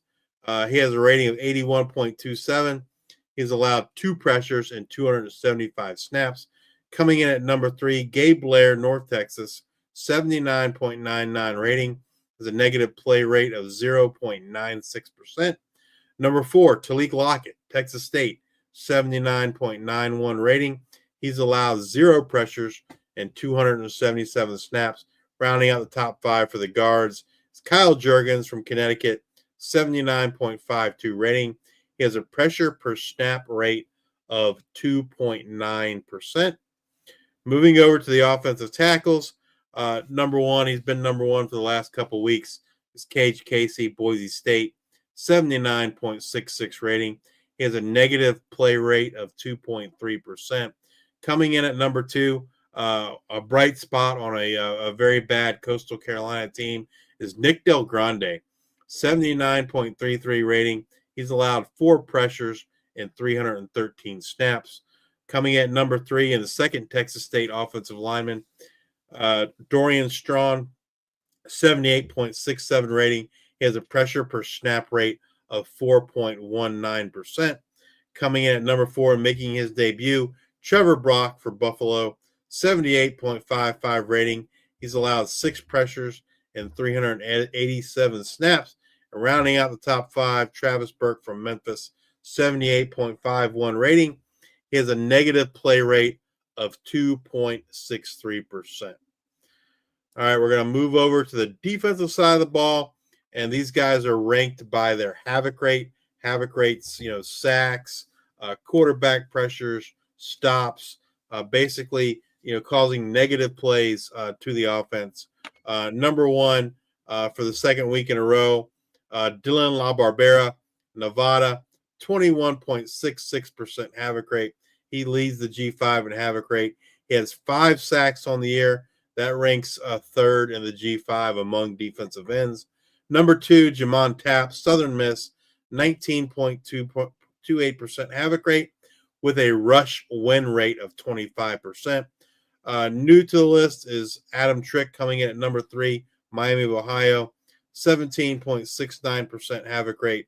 He has 30 total pressures on the year, which is tops in the G5 among defensive ends. Number 4, Nadame Tucker, also making his debut, Western Michigan, 17.58% havoc rate with 16 stops on the year. Stops are stopping an opposing offense on a running play on 3rd or 4th down. Number 5, Keyshawn James Newby, New Mexico, 16.79% havoc rate. And he is second behind Adam Trick in terms of pressures with 29. All right, moving over to the defensive tackles, again, looking at havoc rate. Number 1, Ezra Christensen from New Mexico State, a 15.38% havoc rate with 16 stops. Number 2, DeMonte Smith, another bright spot on a poor Middle Tennessee team. Havoc rate of 15.17%, 15 total pressures on the year from the interior. Number 3, Landon Robinson, Navy, 13.5% havoc rate. He is killing it in the sack department with 7. Number 4, Santana Hopper from Tulane, 13.33% havoc rate with a rush win rate of 18.2%. And rounding out the top 5, Dejon Benton from Hawaii, a havoc rate of 13.02% with 12 stops on the year. Moving over to the linebackers, we rank these guys by tackles per game. Owen Long comes in at number 1. He's been number 1, I think, maybe since week 1. 11.6 tackles per game. He has 23 stops on the year. A quick riser. He was not on the top 5 3 weeks ago. He made his debut 2 weeks ago. He's now up to number 2, a guy we talked about, friend of the show, incredible linebacker, Red Murdoch from Buffalo, 11.5 tackles per game. He also has 11 pressures on the year. Making his debut on this list, number 3, Quinn Erweiler, Northern Illinois, 11.5 tackles per game with a missed tackle rate of 6.6%. Number 4, Ray Coney, Tulsa, 11.33 tackles per game with a solo tackle rate of 75%. And rounding out the top 5 here, making his debut this week in our 2020 list is Timmy Hinspeeder from UMass, 11 tackles per game. And he has a low missed tackle rate of 5.2%. Let's move over to the secondary. We're going to start with cornerbacks. And the metric we use here is adjusted net yards against per coverage snap. It's basically looking at what these players do when they're targeted, the negative things like how many yards they give up, touchdowns, etc., versus interceptions, pass defenses, and you kind of subtract those, and it gets you the adjusted net yards against coverage snap.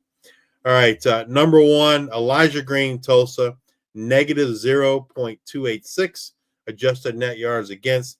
He has 5 interceptions on the year. Number 2, Amaris Brown, UNLV, negative 0.213 adjusted net yards against. He has 4 interceptions and 4 pass breakups on the year.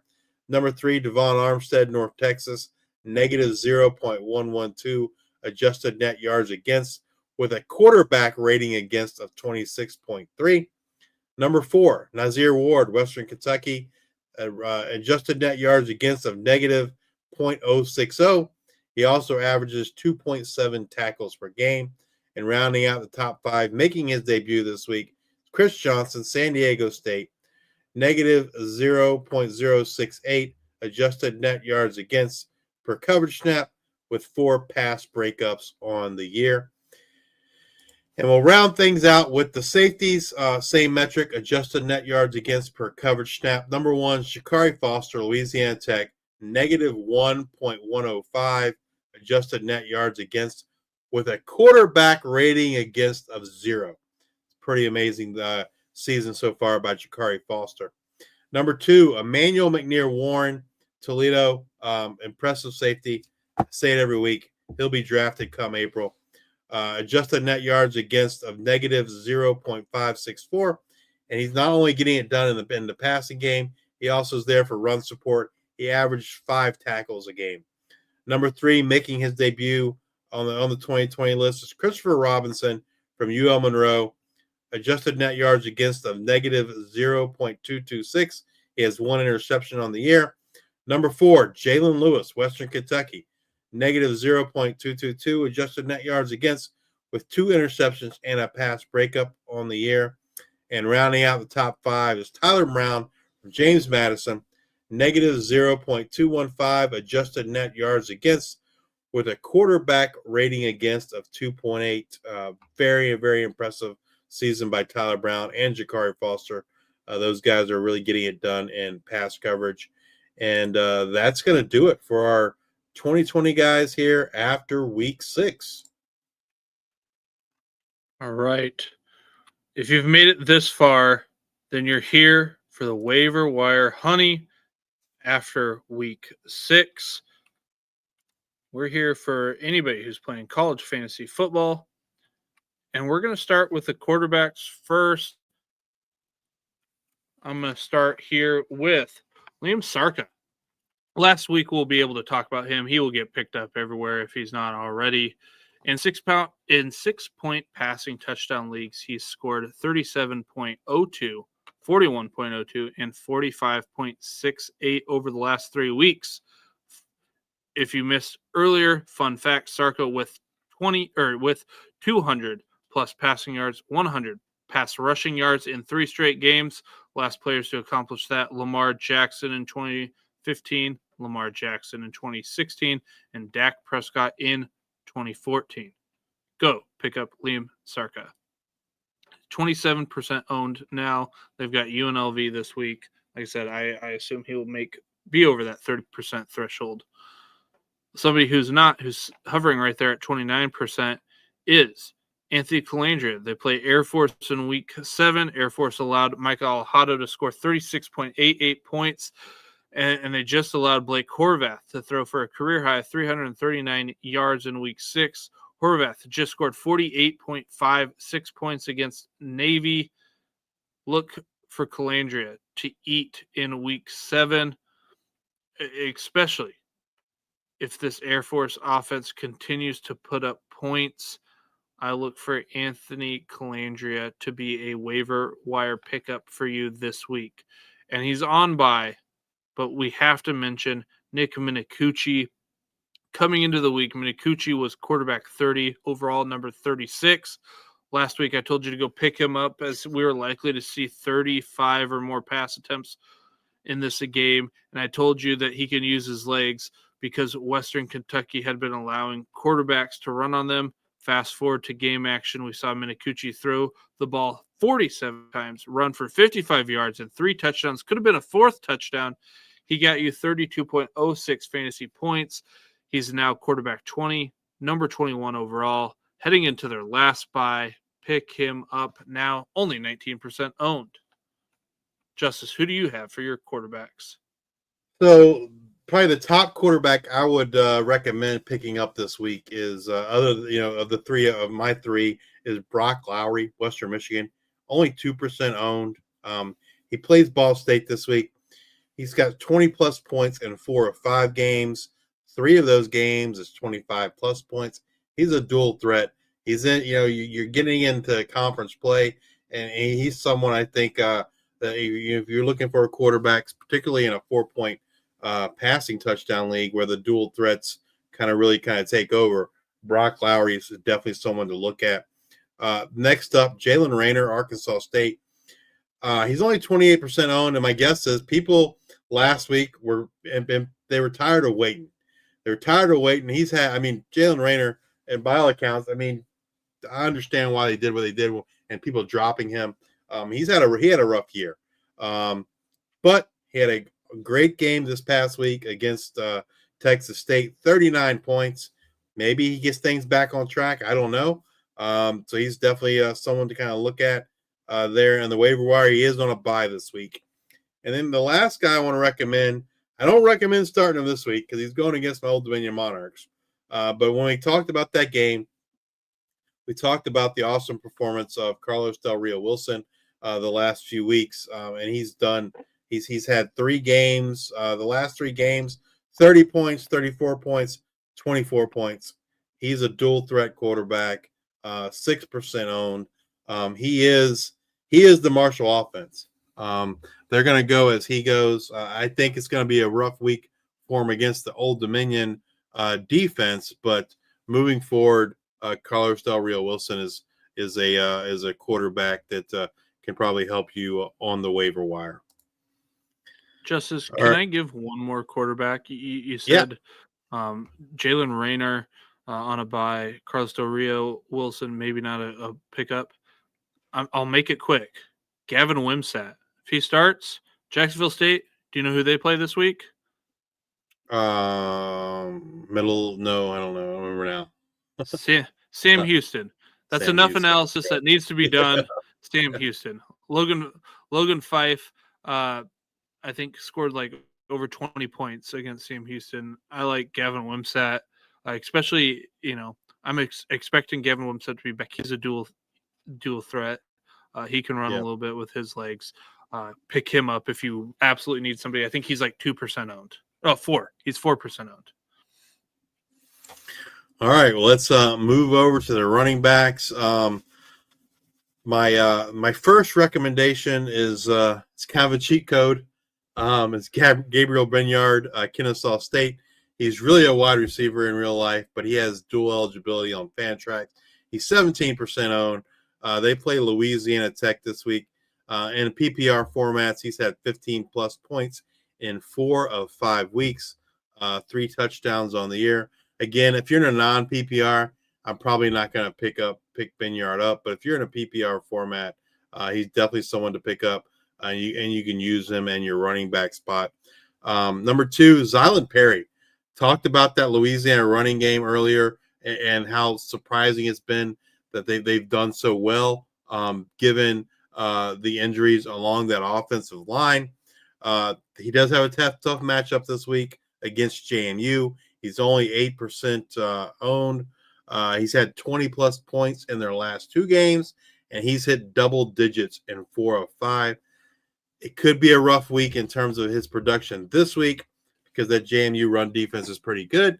But moving forward, he's someone that can help you at the running back spot. And finally, Joe Nathan Silver, Delaware. He made our 2020 list this week. He's 25% owned. They are on a bye. 4 of 5 weeks, he's had 15-plus points. He's had a high of 30 points, and he is involved in the passing game for Delaware. He's a huge part of the Delaware offense. So look for Joe Nathan Silver to be able to help you after the bye this week. Who you got, Luke? Dante McMillan, Eastern Michigan, 15% owned. He's seen 22, 17, and 22 opportunities over their last 3 games, resulting in 15.7, 13.4, and 30.3 points respectively. During this 3-game stretch, his lowest yardage total has been 104 yards. His floor seems to be about the 13 to 15 points with a 24-30-point ceiling. I like Dante McMillan. Number 2, Jaquil Middlebrook, 13% owned. They have Missouri State this week. Middlebrook has double-digit outings in his last 4 games. He's averaging 17 touches per game and 16.93 points per game, similar to McMillan. Middlebrook has a safe floor, and without scoring a touchdown, you feel pretty good about him in your lineup. A touchdown in week 7 is just a cherry on top if he's able to get that. Number 3, Wayne Knight, 22% owned. They've got Louisiana Lafayette this week, and I recommended Knight last week, so I should go back to the well one more time. Over the last 3 games, he's averaged 21 opportunities, turned those opportunities into 22.57 points.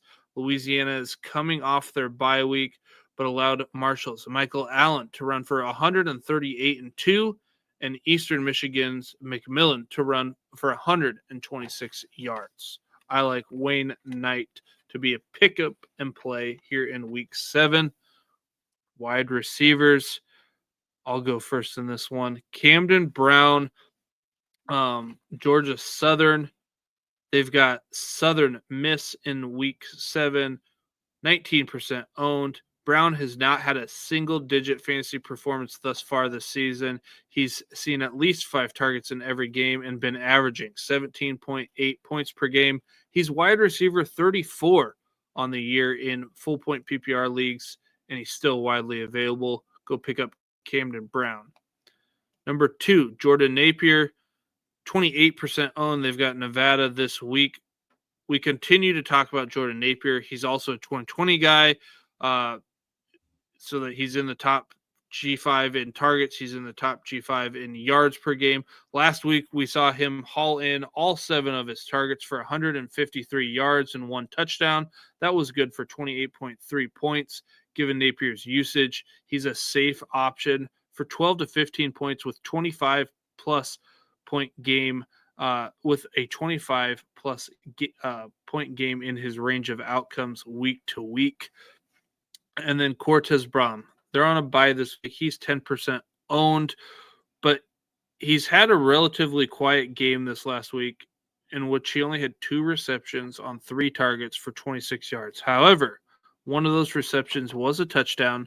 That means Brown has had 4 straight double-digit fantasy outputs with back-to-back 100-plus receiving yards sandwiched between 2 10.9 and 10.6-point games.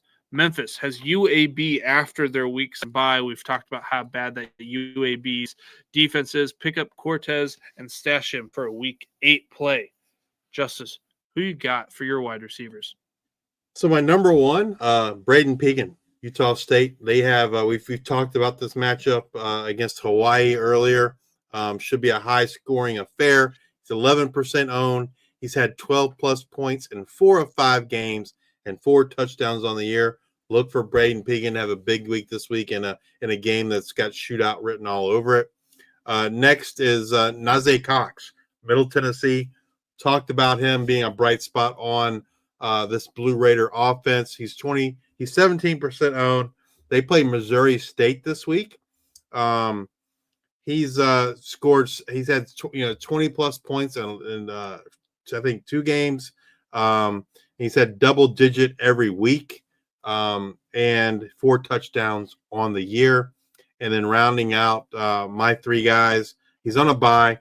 Luke talked about him and the amazing game he just had this week for Buffalo. And that's Victor Snow, 25% owned, double digits in 4 of 5 weeks. And like Luke said, he had 38 points in week 6 with that big game. Wide receivers, I feel like of all the positions, it feels like the easiest, to go get some serious big time help. Quarterback's a little rough, running back's a lot rough, tight ends always rough, but wide receivers, man, it's the year of the wide receivers, I guess, because there's still so many great options available on waivers. Absolutely. All right, let's move over to the tight ends. My 2 tight ends. First, Peter Clark. We talked about him in the 2020 list. Made his debut there. He's 13% owned. He has Navy this week. He had 18 points in week 6. He has 4+ targets in 3 of 5 games. And like Luke said, leading the tight end group in touchdowns with 3. And then my number 2 guy was Camden Overton, Georgia State, 12% owned. They play App State this week. He had 19 points in week 6 versus JMU, who's a tough defense. And he's had 5+ targets in 3 of 5 games. Look for Camden Overton to be targeted early for Georgia State this week. All right, I'm going to bring it home with my tight ends. First, he's on a bye, 7% owned.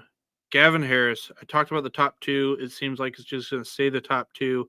He is averaging 5 targets per game, which is 4th most in the G5.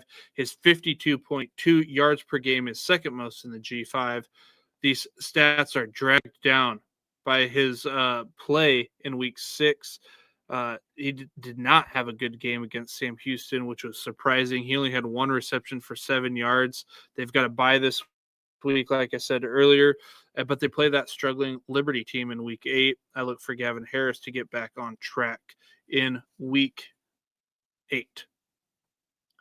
Now, my upside play here is Jackson Cannon, 2% owned, San Jose State. They've got Wyoming, but his quarterback, Walker Egat, is throwing the ball 39 times per game, as well as leading the G5 quarterbacks in passing yards per game was 303. So by the numbers, this just intrigues me. There's opportunities. He's averaging 3 receptions per game on 4 targets for 35 yards. He's got a modest 7.5 ADOT, and over his last 3 games, he's averaging 7.9 fantasy points. The Spartans have a date with Wyoming, like I just mentioned. If you're searching for a tight end, the numbers point me to Jackson Cannon as an option here in the G5 waiver wire pickups. That's going to do it for our waiver wire honey for week 7 after 6 weeks. Whew, we did it. We did it. It's been a long night, man. We're going on 3 hours and 10 minutes. Fortunately for me, my wife's out of town. Otherwise, she'd be pretty hot because I'm sure she'd be ready to go to bed. Because it's a little after 1:30 a.m. here on the East Coast. But yeah, it's another long one, fun one. We did it. Thanks for everyone if you're still watching. If you're still watching us on YouTube, please hit that like and subscribe button. On X, give us a follow. If you're listening on Amazon Music, Apple Podcasts, or Spotify, please subscribe and leave those 5-star ratings and reviews. So grateful for everyone and all the support from each and every one of you. Be sure to join us next week as we discuss what happened in week 7. Look forward to what is coming in week 8. And as always, bring you up to date on all the latest news and happenings in the world of G5 college football. Hope to have a special guest. Luke's going to be out next week. It'll either be me solo or me with a special guest.